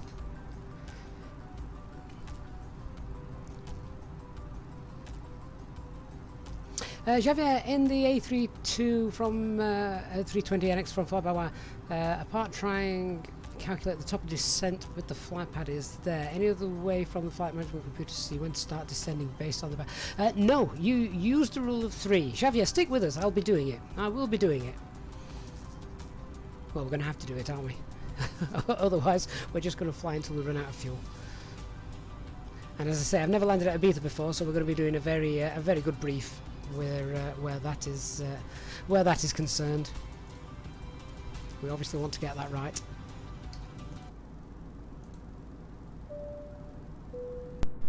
Ladies and gentlemen, our cabin crew will be around shortly to commence our hot meal and snacks service. Please ensure that your tray tables are in the downward position. To assist our cabin crew, please keep the aisles free of bags and any other items you may have. The food and snacks menu can be found in the back pocket of the seat in front of you. There is also a children's selection of food and healthy snacks available. Please dispose of any rubbish you may have in the bag provided at the ends of the aisles. We accept payment in cash or credit and debit cards. Thank you for your support of this channel.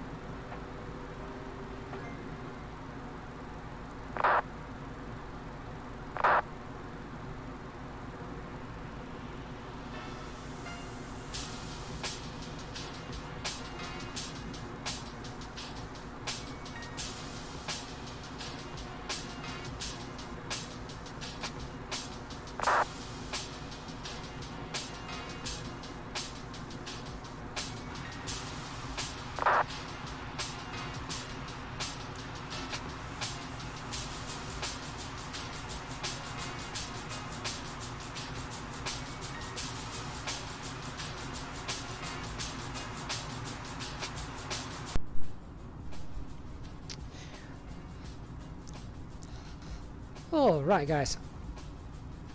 I'm back. Yeah, came back a couple of minutes ago. Was just checking a couple of things. Barry, thanks for letting me know the thanks for letting me know the microphone was off. So yeah, I'm not extracting a pigeon from the dog's mouth. I'm putting that back in. Keep him happy. Oh, I forget now. You also see VATSIM traffic on the VFR map, don't you? There it is.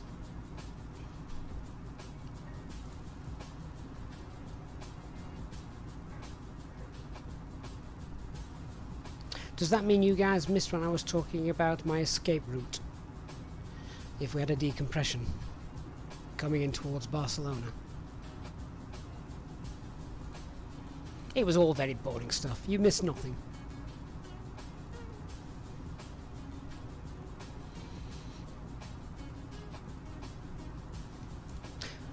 Right, so with less than an hour to go, let's start looking at how we're going to do our arrival. So runway, we've planned for runway 24. That is the runway that is still in use. It's going to be the quarter for November arrival.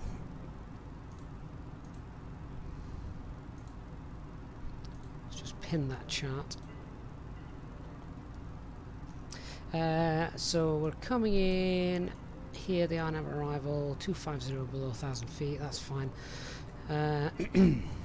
So that's 40 miles from quarter to Ibiza 180, 12 miles. That's Andrex. And then from there, that's Mallorca, isn't it? Well, we might get a view of Mallorca as we come in. We've got 40 miles to go here. And the full star, we're going to check this in a minute, the full star has us flying a nice zigzag pattern. What we can probably do is go direct to Gizlu, if there's no traffic ahead of us. And Trent, good to see you on board, thanks for stopping by. So Gizlu at a speed of 210 knots at Gizlu. We need to be 220 knots at Negre.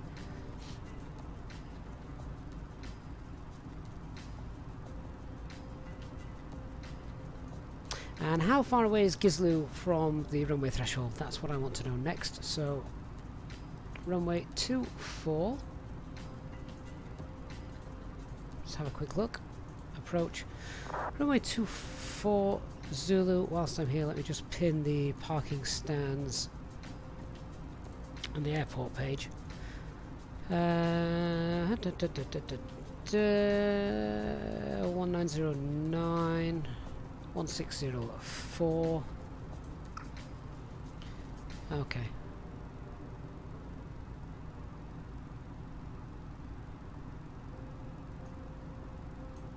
So perhaps needs to just make a quick note of these so I've got them waiting for me. So 210 knots at 12 DME, 19 knots at 9 DME, and 16 knots. The last one's pretty standard, 16 knots until 4 DME. Hi Willie, welcome back.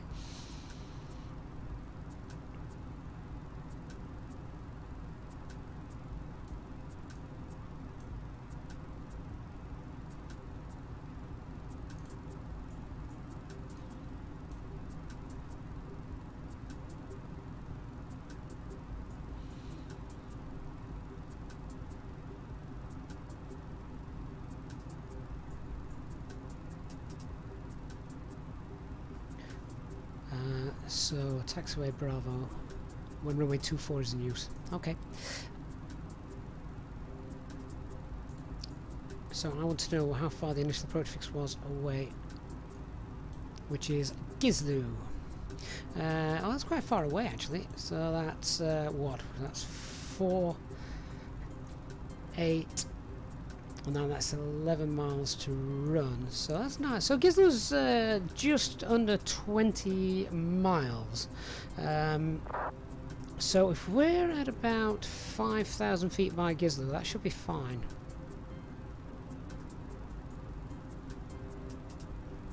Also give us a chance to start slowing down as well. Okay, So if I aim for 5,000 feet at Gizlu, all should be well. We're going to go to the progress page, then we're going to type in that waypoint, Gizlo. No, Gizlu. G-I-S-L-U. We're going to pop that in. 246 miles away currently. We're flying now at flight level 390. So as I say, if we aim for 5,000 feet at Gizlu, then that's plenty of time. So we're going to start our descent. We've got a tailwind as well. We'll start our descent about 150 miles out. And then we'll head on our way down. Jonathan, good afternoon. Hope you're well.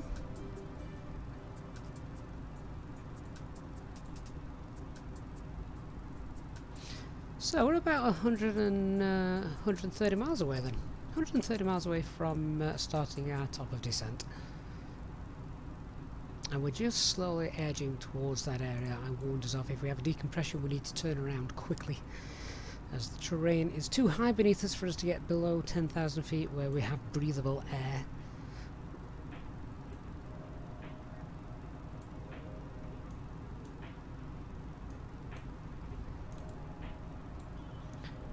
Speaking of decompressions, let's just get some weather for Girona. Is it Girona? Lima Echo Golf Echo? I'm guessing with that one.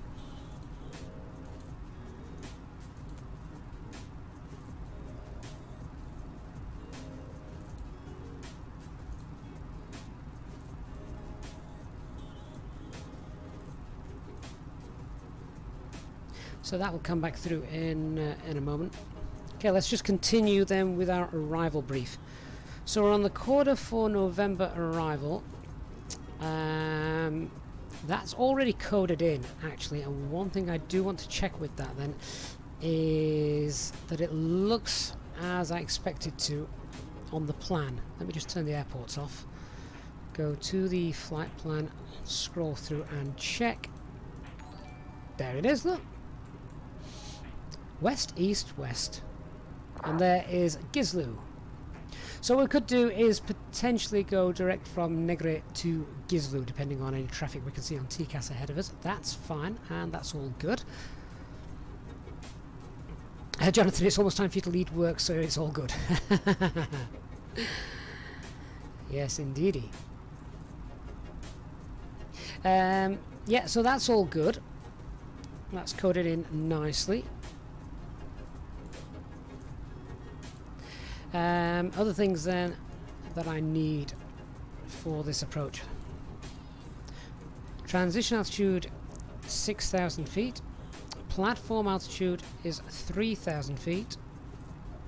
Minimum safe altitude as we're coming in is 2,800 feet within 25 miles of the Ibiza VOR, Ibiza VOR. We'll get that coded in as well in a second.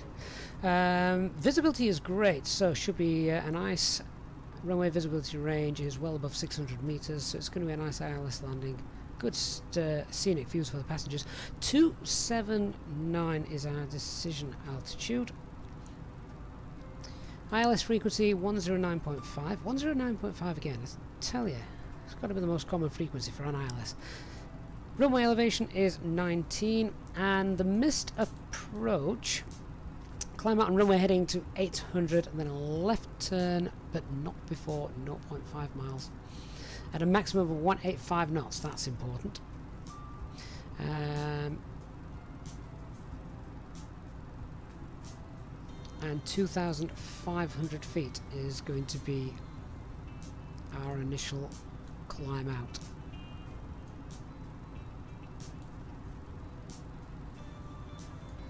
Once we've made that turn, then that's what I was looking for, the missed approach fix. Once we've done that, a right hand turn to intercept the 140 radial from the Ibiza VOR, climbing to 3,000 feet, and then as directed by air traffic control. So 2,500 feet is the missed approach. So it's left at 800 feet at 185 knots.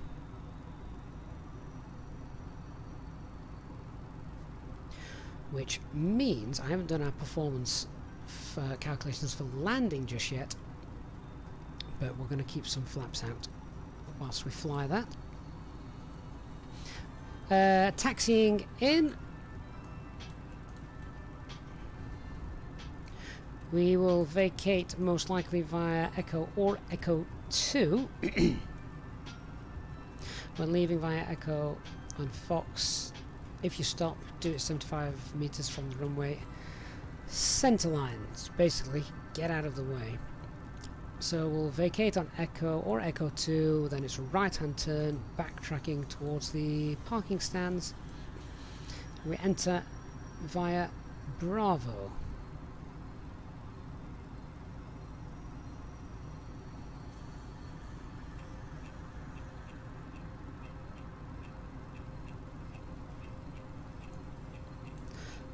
Okay, happy with all of that. Let's have a look at some weather, because we can't be too far away now, can we?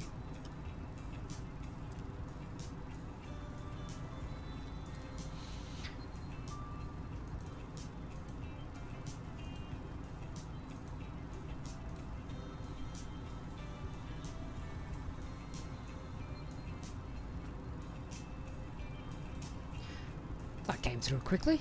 Company message, messages received, and that meta, we'll print that off, we'll get that into the performance page.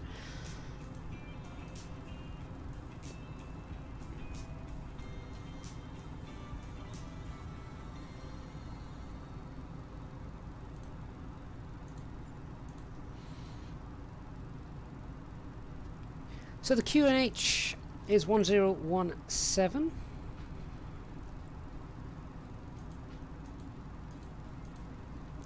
Temperature 26 degrees. It's going to get warm here in the UK at the end of the week apparently. Wind is variable 7 knots.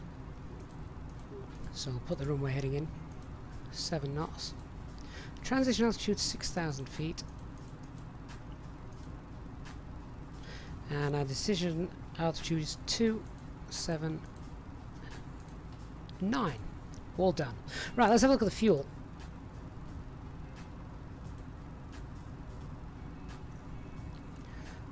Okay, so quick calculation for our landing then. We've currently got on board 3.7 tons. We're expected to land with 2.4 tons, which is a difference of 1.3 tons. So 63.2 minus 1. I've just forgotten the calculation I did there. What was it? 3.7 at the moment. We should have 3.2, 1.4.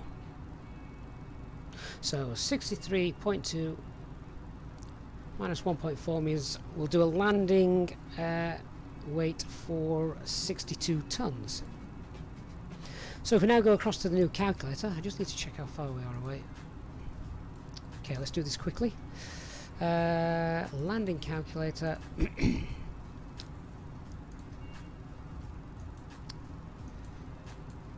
So Ibiza.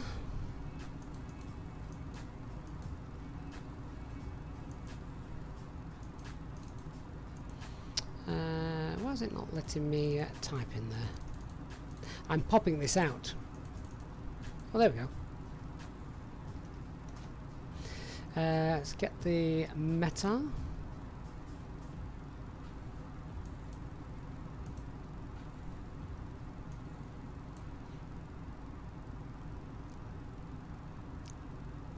That doesn't look to be accurate, does it? Why is it not getting the meta for me? Oh, there we go. That's better. That wind was variable. I'm going to change that. There we go. Runway altitude was, what was it? Elevation of 19. The runway heading is 242. It is dry. Runway slope, I'm going to leave that at 0. Landing distance available for runway 27 is 27. Runway 24 is full length. There's no threshold, so full length is 2,800 meters.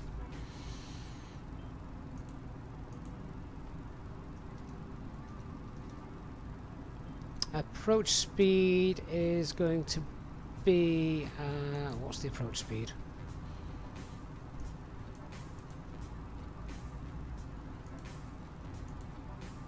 (131).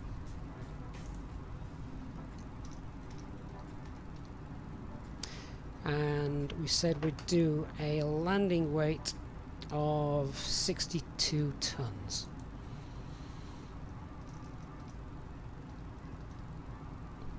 Fully configured for landing, so config full.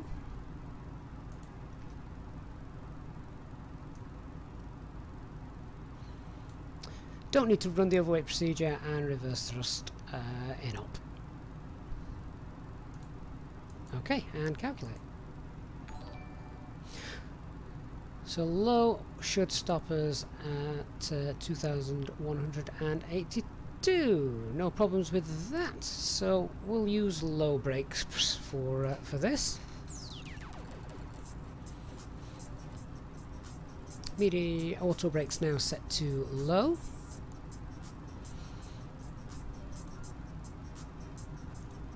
And I said we wanted to also go in the RadNav and put in the Ibiza VOR to help us with missed approach. It will also give us a distance to the airfield as well, which is India Bravo Alpha. Oops, I've missed India. India Bravo Alpha. There it is, 164 miles away. 151 miles from Gizlu then, before we start that approach in.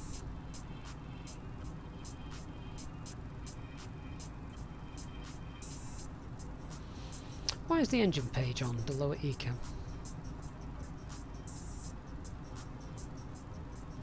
So remember guys, this tablet is now available for you to download. It is in the dev build, so you can all do the same calculations I've just done.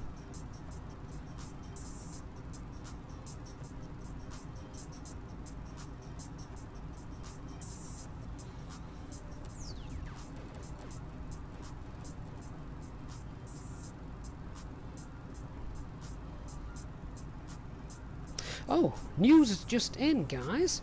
Apparently now, with this, I've been popping the flypad out. I've just been messaged by one of the developers for FlyByWire. It tells us that the flypad version 2, the key binding issue has been fixed and the input field no longer triggers it. So no need to pop out the flypad anymore. I may try that on the ground when I'm not flying, but that is fantastic news. Way to go, FlyByWire.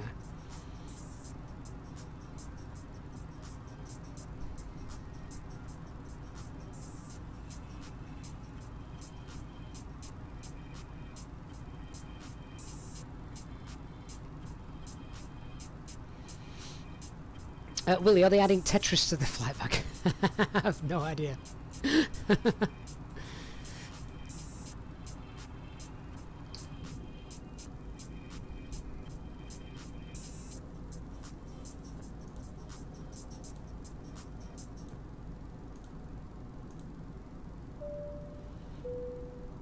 Ladies and gentlemen, take advantage today of some fantastic savings and offers from our in-flight magazine.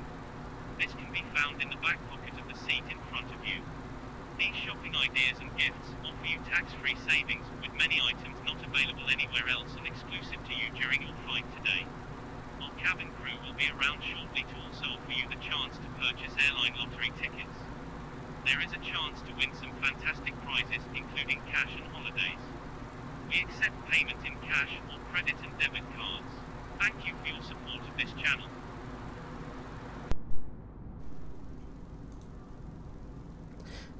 So not long now till we're heading out. We're over the Med now, just with Barcelona safely behind us.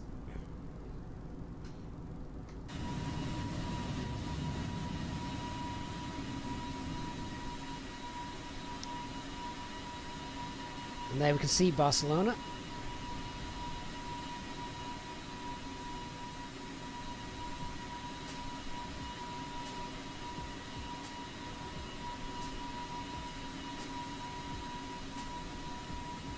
Okay, let's head back in, because we can't be too far away from our top of descent now. About 10 miles or so, then we'll start to head down.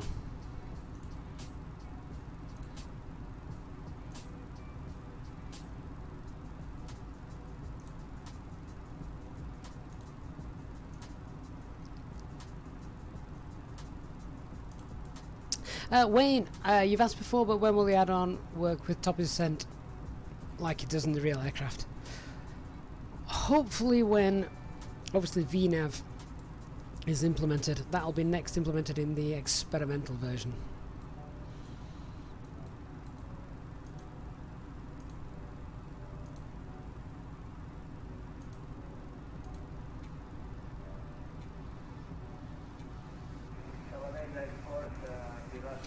But unfortunately, no time frame on that.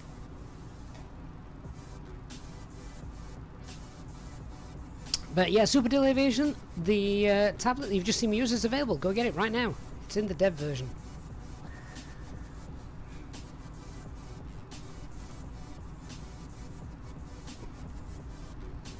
Okay, so we are going to head down to 5,000 feet in a moment.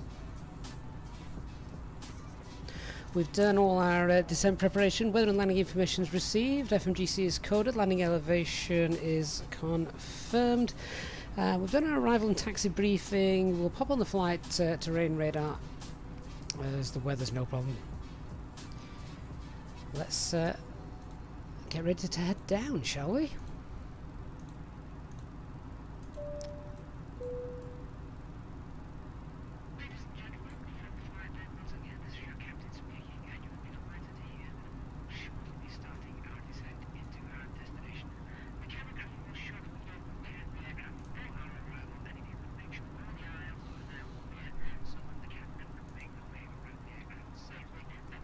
Thrust idle, open descent, 5,000 feet blue. Local QNH is set.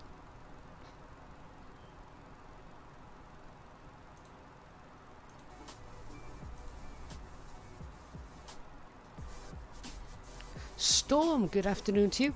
And Carol, thank you for subscribing. And a few minutes ago, big welcome to Dennis and D4N106 on YouTube as well. Great to have you on board for this flight.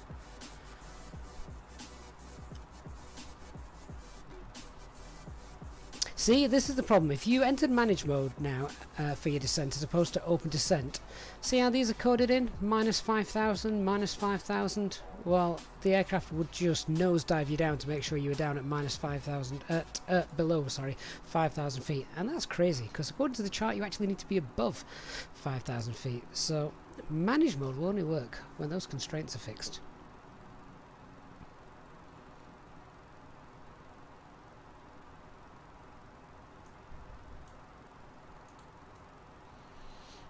Can we see Mallorca out in the distance? I think we can.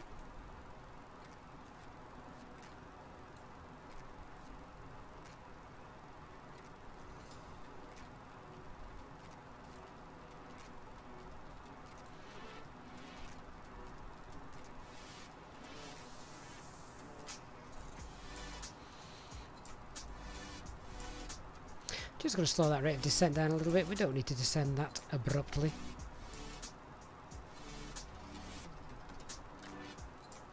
2,500 feet per minute set.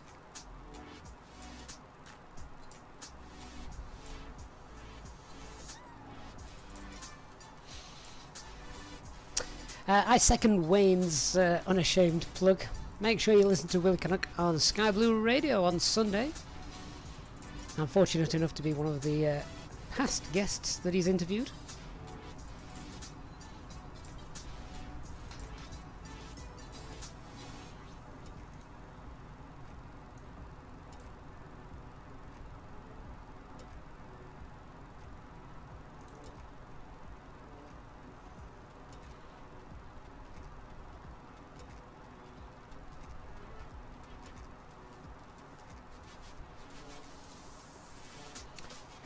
Now, Palma approaches online. We're going to be flying over Palma. I don't know whether we need to get in touch with them, actually. So, what I'm going to do... well, that's not right. There we go. I'm just going to give them a call and let them know that we're going to be entering their airspace pretty soon.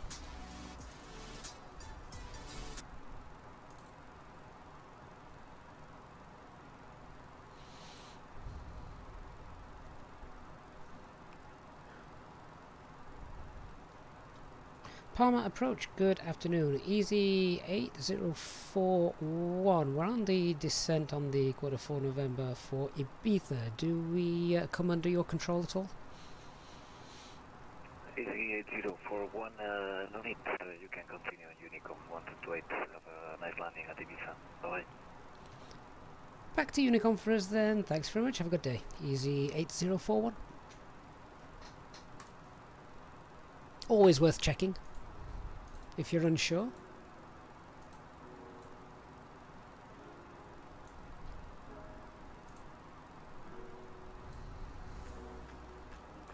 The Space Channel, does anyone know when I'll do a face reveal? I might reveal the face of the dog. Senza pigeon.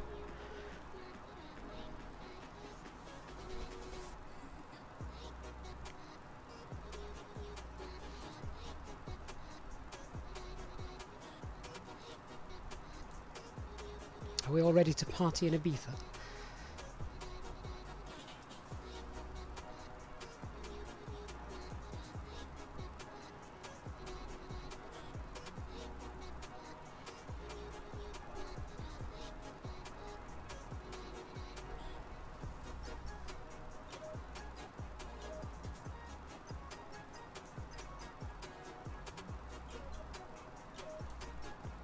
One of the other things to check then is we're descending over Mallorca, as if I just go to the operational flight plan, check those altitudes, make sure we're not going to descend over any sort of unsafe terrain. There's obviously quite high peaks over Mallorca. Yeah, so the highest one's about 5,000 feet. But we're not going to be nowhere near that.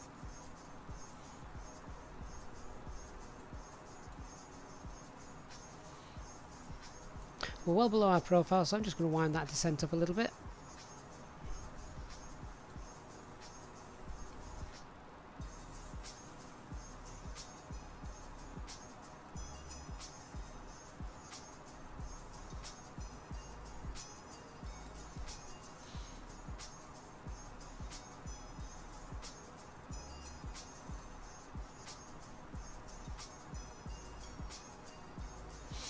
Wayne, the next subject question for Willie's next show: how to successfully wrestle a pigeon from your dog's mouth.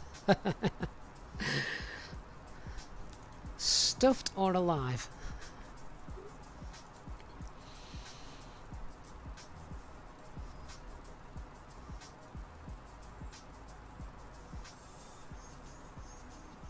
Don't see any traffic on TCAS either at the moment, so my initial plan to make that little shortcut is going well.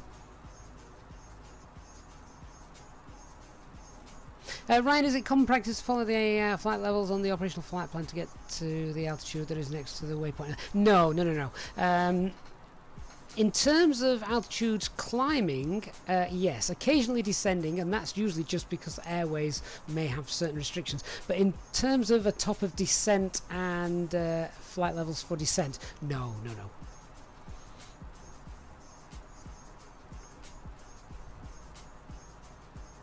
You certainly don't have to be exact. So at the moment we're just using that general rule of 3.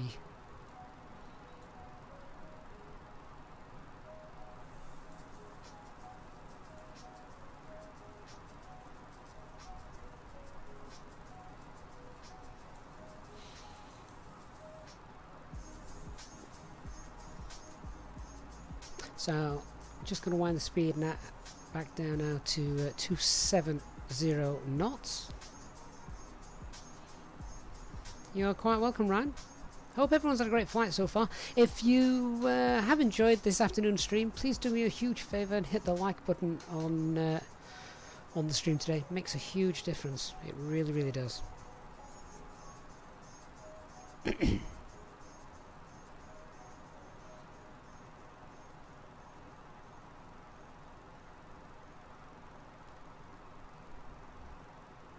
We'll have to kill the music in a little bit as we start to concentrate. 20,000 feet. Still on our way down.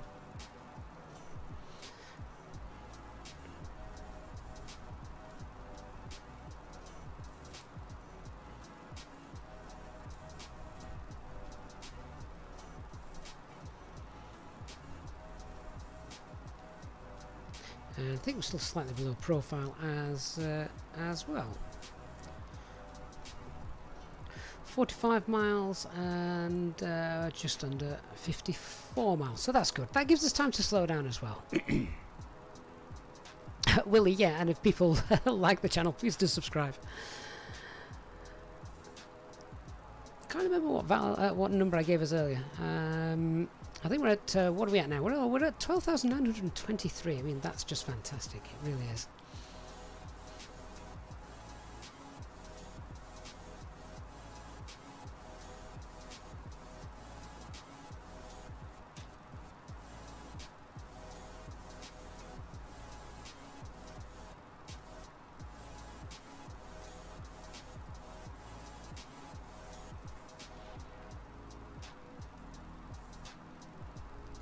Try and see if I can spot Ibiza in the late afternoon sun. If anyone wants to get on Flight Radar 24, there's Palma de Mallorca Airport just there. If anyone wants to get on Flight Radar 24, you'll probably see this aircraft. Oh no, it might not have departed yet. I think it departs in about 15 minutes time, if it is on schedule, of course. Wayne, you think I should play the Jaws theme during finals? The only ocean I've ever been swimming in voluntarily is the Indian Ocean. I've fallen into the sea at Scarborough once. That was my wife's fault.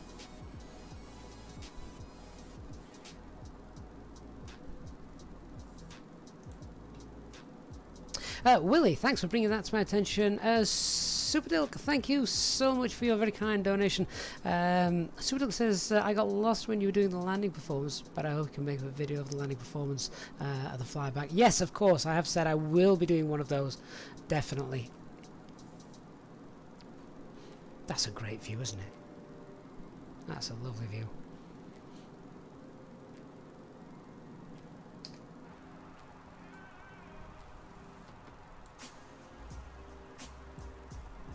Profile still looks good, still slightly below, gives us time to slow down.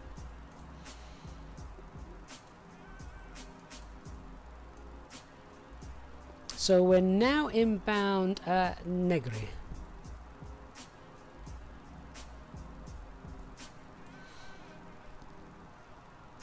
.35 miles away, and we're going to start to slow that speed down a little bit as well. So in order to do that, I'm just going to reduce our descent rate a little bit. We're going to start reducing that speed ever so slightly. Ibiza traffic easy 8041, passing flight level 140 on the Q4 November departure, 33 miles from Negri. HD, welcome back, good timing. You almost have an instinct for these things.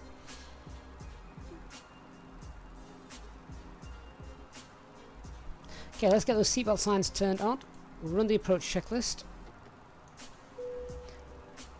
Minimums are set both sides. Engine mode select is norm. Electronic flightback is stored. And we've run the approach briefing. Ladies and gentlemen, the fasten seatbelt sign has been turned on.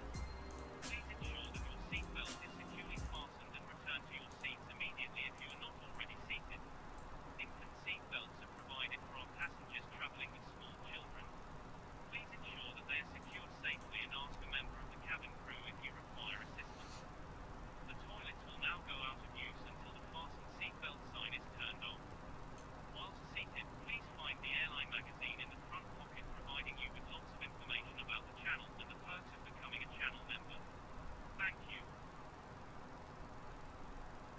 Oh, Willie, that's a shame. I hope to be on the ground in 30 minutes.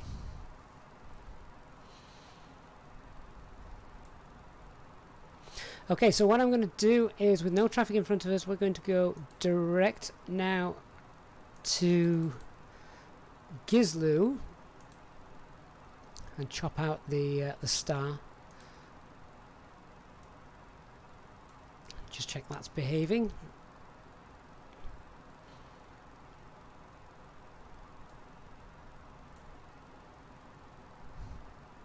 HD, I've just seen what you typed. No, we're not doing in the entire arrival. Of course not.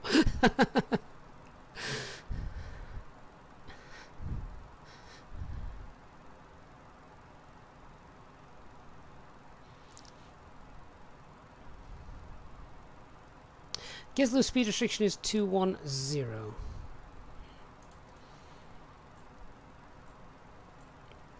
And I'm going to go to the performance page. We're going to activate the approach phase. I'm just going to pull heading mode whilst we do that.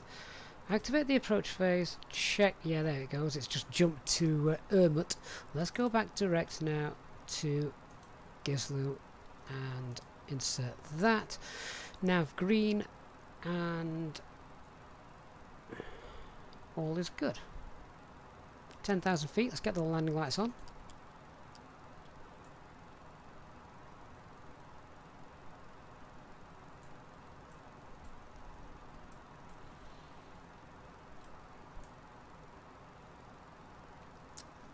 I'm going to roll back that rate of descent.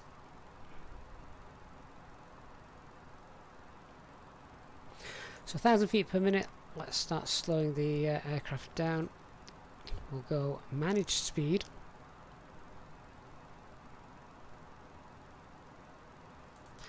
May just go heading in nav mode to pop that solid green line back.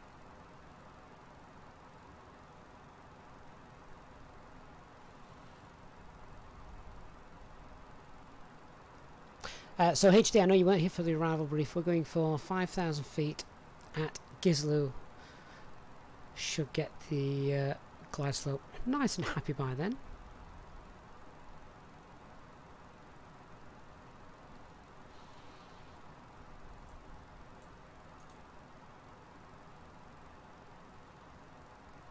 Ryan, do you always have to manually activate the approach phase, or will the aircraft initiate it automatically? If you're following the star all the way in, can you see this? It's a little strange this, but can you see that D there? That was on the star. That's the decel point. If I'd have left the aircraft in flying the full star, the approach phase will automatically have been activated.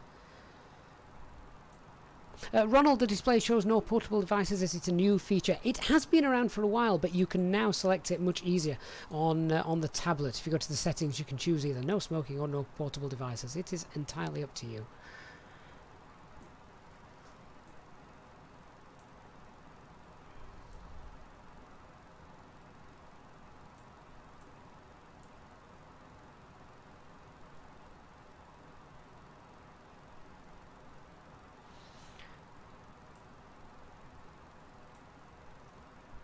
So we're 17 miles from Gislu. Let's just slow that rate of descent down. I want to start losing a little bit more speed.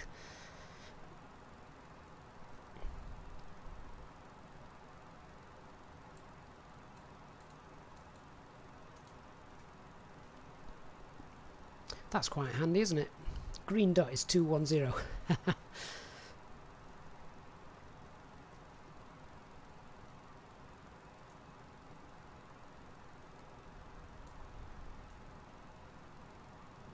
If we have to do the missed approach, we're going to have to fly that at flaps 2 as well, as there's a max speed in the turn at 185.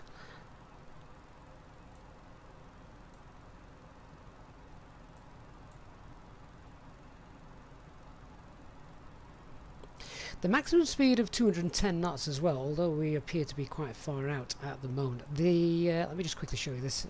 That maximum speed of 210 knots, if we were flying it, actually begins here. So you fly the entire approach with a max speed of 210 knots. That's annoying for airlines trying to save fuel, isn't it?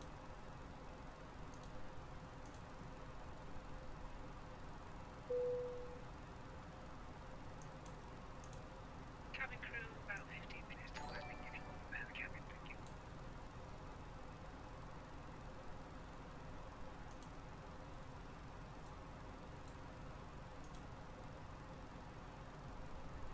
Just checking the RadNav page has got that ILS frequency in. It has.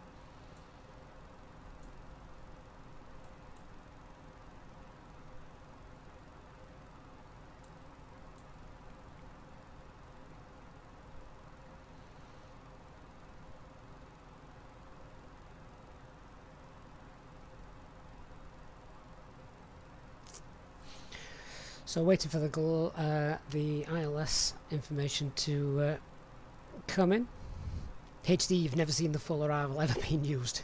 Pre-COVID, even when it was busy.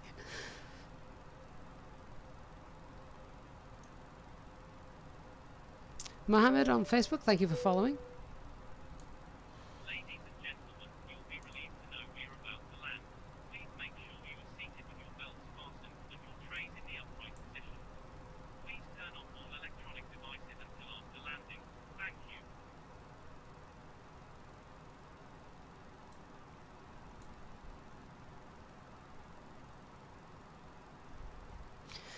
HD, you're going to have to disappear. No problem. I'll let you know afterwards if anything goes completely wrong. There's the ILS information. 25 miles out. Fingers crossed, indeed. All looks good from here. Right, well, we're going to arm the localizer because Gizlu is right on the ILS. So let's select that. We've got Lock Blue armed.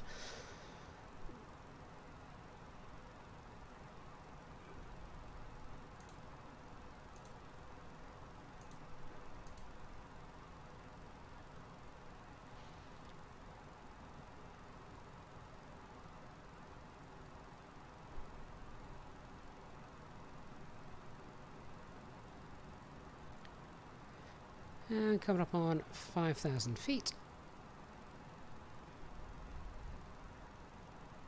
Platform altitude is 3,000 feet. We can continue the descent. So if we just wind that down to 500 feet per minute. There we go. Lock star.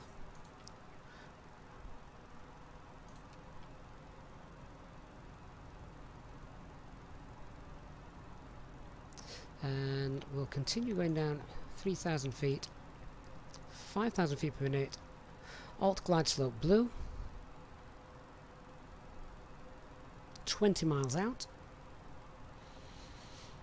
glide slope alive, flaps 1, speed checked, flaps 1,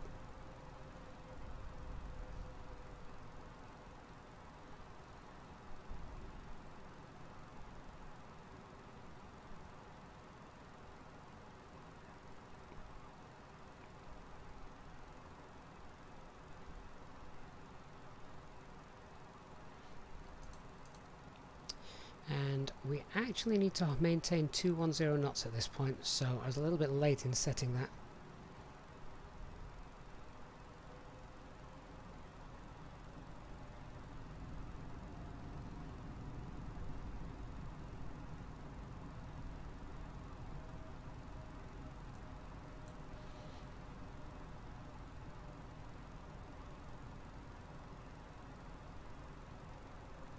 So what's going to happen now is when we get to 12 miles DME, we're going to go back into managed mode. We're going to lose speed. We are going to pull flaps 2 when it is safe. We're then going to fly at 190 knots, capture the glide slope, and then maintain 16 knots till 4 DME.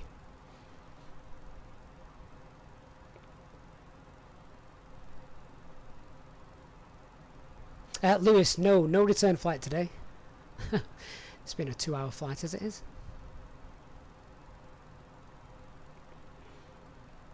Ibiza traffic, easy 8041, established 14 miles, runway 24 to land.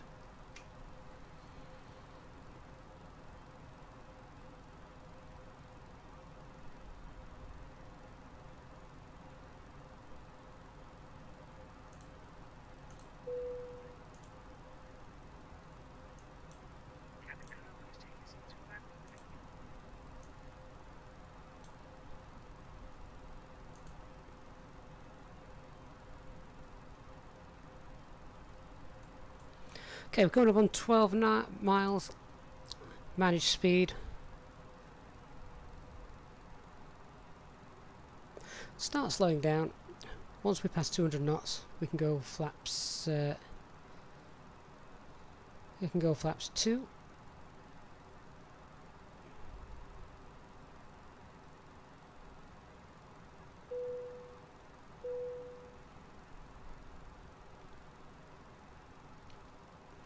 I'm going to set 190 knots. Flaps 2, speed checked, flaps 2.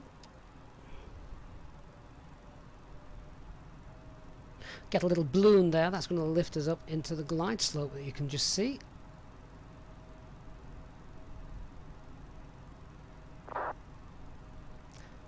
Glide slope start, select 250 feet, that is the missed approach.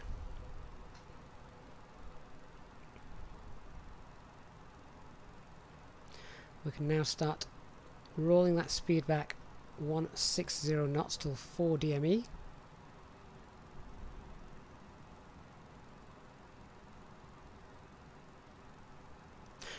Ryan, you arm both for redundancy, in case one fails. Radio altimeter is alive.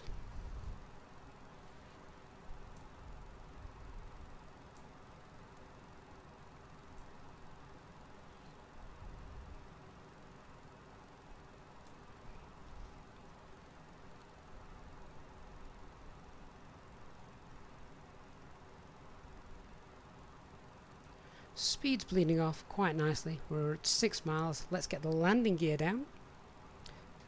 Landing gear. Spoilers.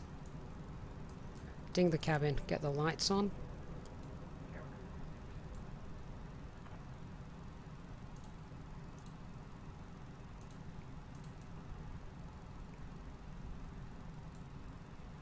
What a beautiful approach this is. I've not done Ibiza before. I may have to come and do it again. Flaps 3, speed checked. Flaps 3, let's start slowing down now as we're coming 4.5 miles. So let's go for final approach speed. Flaps full. Landing checklist. Cabin secured for landing. Auto thrust speed. Go around altitude 2,500 feet set. Landing eco memo. Landing no blue.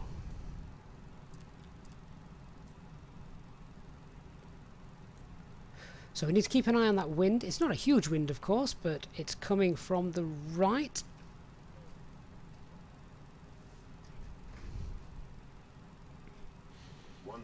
$1,000 feet.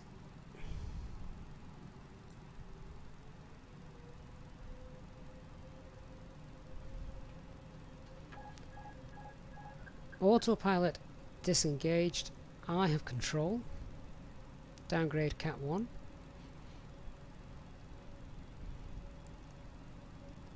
So we'll keep an eye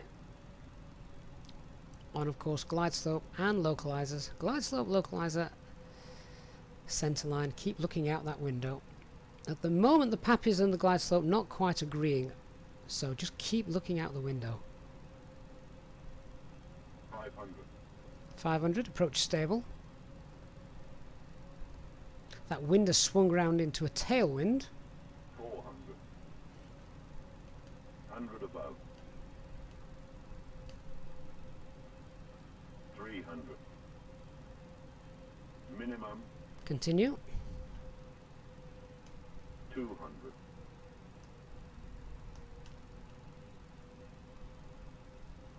100. Get back on that center line. 50. 40. 30. 20. 10. 5. Spoilers deployed. Reverse green. Auto brake low. Decel.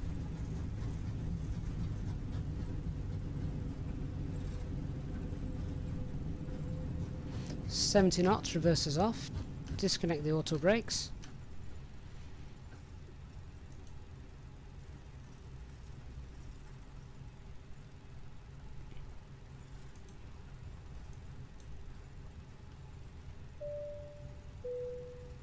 Ladies and gentlemen, we have now arrived at our destination.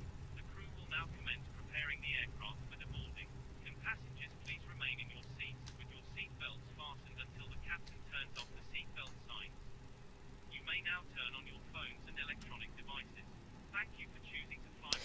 Andrew, in your experience, real world glide slope and pappies aren't often aligned. What you've got to remember as well is the glide slope. I need to check if the glide slopes were actually set to the same rate as the glide slope. The pappies were set to the same rate as the glide slope. They're not always, and you've got to remember sometimes they're set for. Oh, don't stop. They're also set for different aircraft. So, at places like busy airports where you get a lot of heavies, they're mostly aligned for things like jumbo jets, 380s, basically the larger aircraft. So if you're flying a smaller aircraft, you've got to remember you're actually sat a little bit lower down.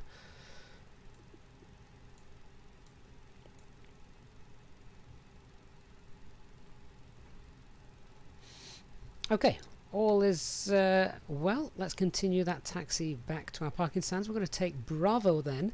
We'll just get the weather radar and things off.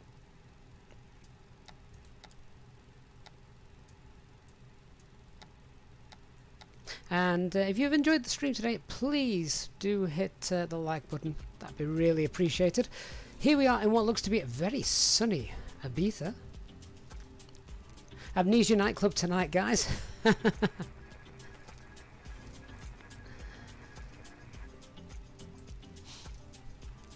Okay, we know we had our parking stand, so we'll start that APU.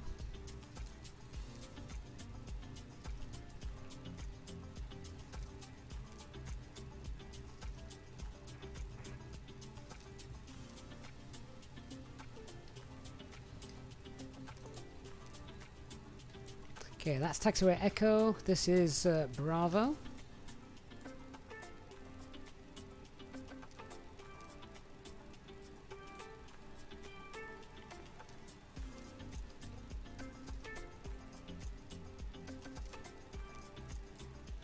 I've still got the landing lights on. Let's turn those off.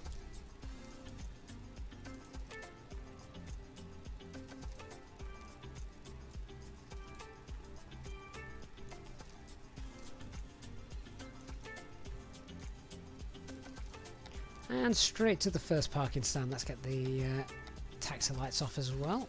No ground crew to meet us. That's a great shame. Never mind. Oh, what a nice flight. Great way to spend a Tuesday afternoon. Hope you guys all agree.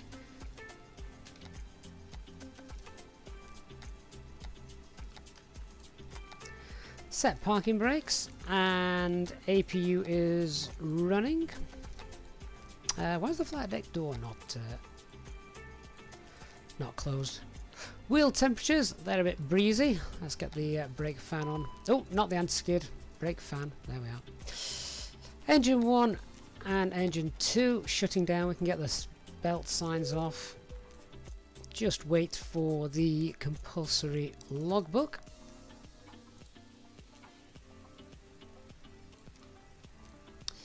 N1 below 10%. Beacon light off. And we'll look at getting the jetway and the passengers off. They want to start their holiday. Here comes our jetway.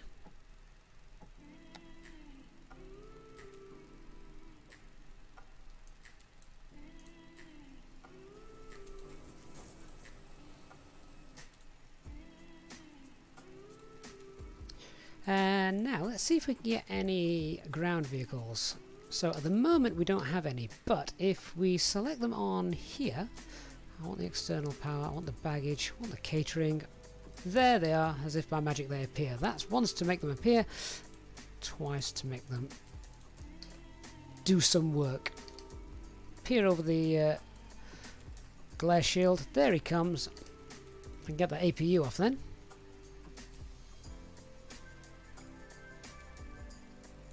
External power is connected. Turn that APU off for a little bit. Welcome to Ibiza, ladies and gentlemen. Hopefully the baggage crew will not lose your luggage on the way to your airport. You're free to now vacate the aircraft and enjoy the rest of your holiday. I'll be back to pick you up at some point in the future. No idea when I'll next be back to this airport, but what a great airport it was. Fantastic. Lovely scenery. Oh, I'm glad we decided to come here instead of Palma for a change. That's really neat. Okay guys, Well, that's me done for a Tuesday afternoon. Thank you so much for watching. Hope you've enjoyed that and it's provided you with a little bit of entertainment on during the working day. I look forward to seeing you all again very soon. And yeah, check out landing at Ibiza. Really nice. Big thanks to everyone that's watched during the flight today. Please hit the like button on your way out. And a huge thanks to those who have donated and contributed either via the Streamlabs link or through Super Chats. Really do appreciate every single one of those. And of course to our Easyjetsimpilot channel members and HD of course. Thanks very much for watching guys. It's been great fun. I look forward to seeing you all next time.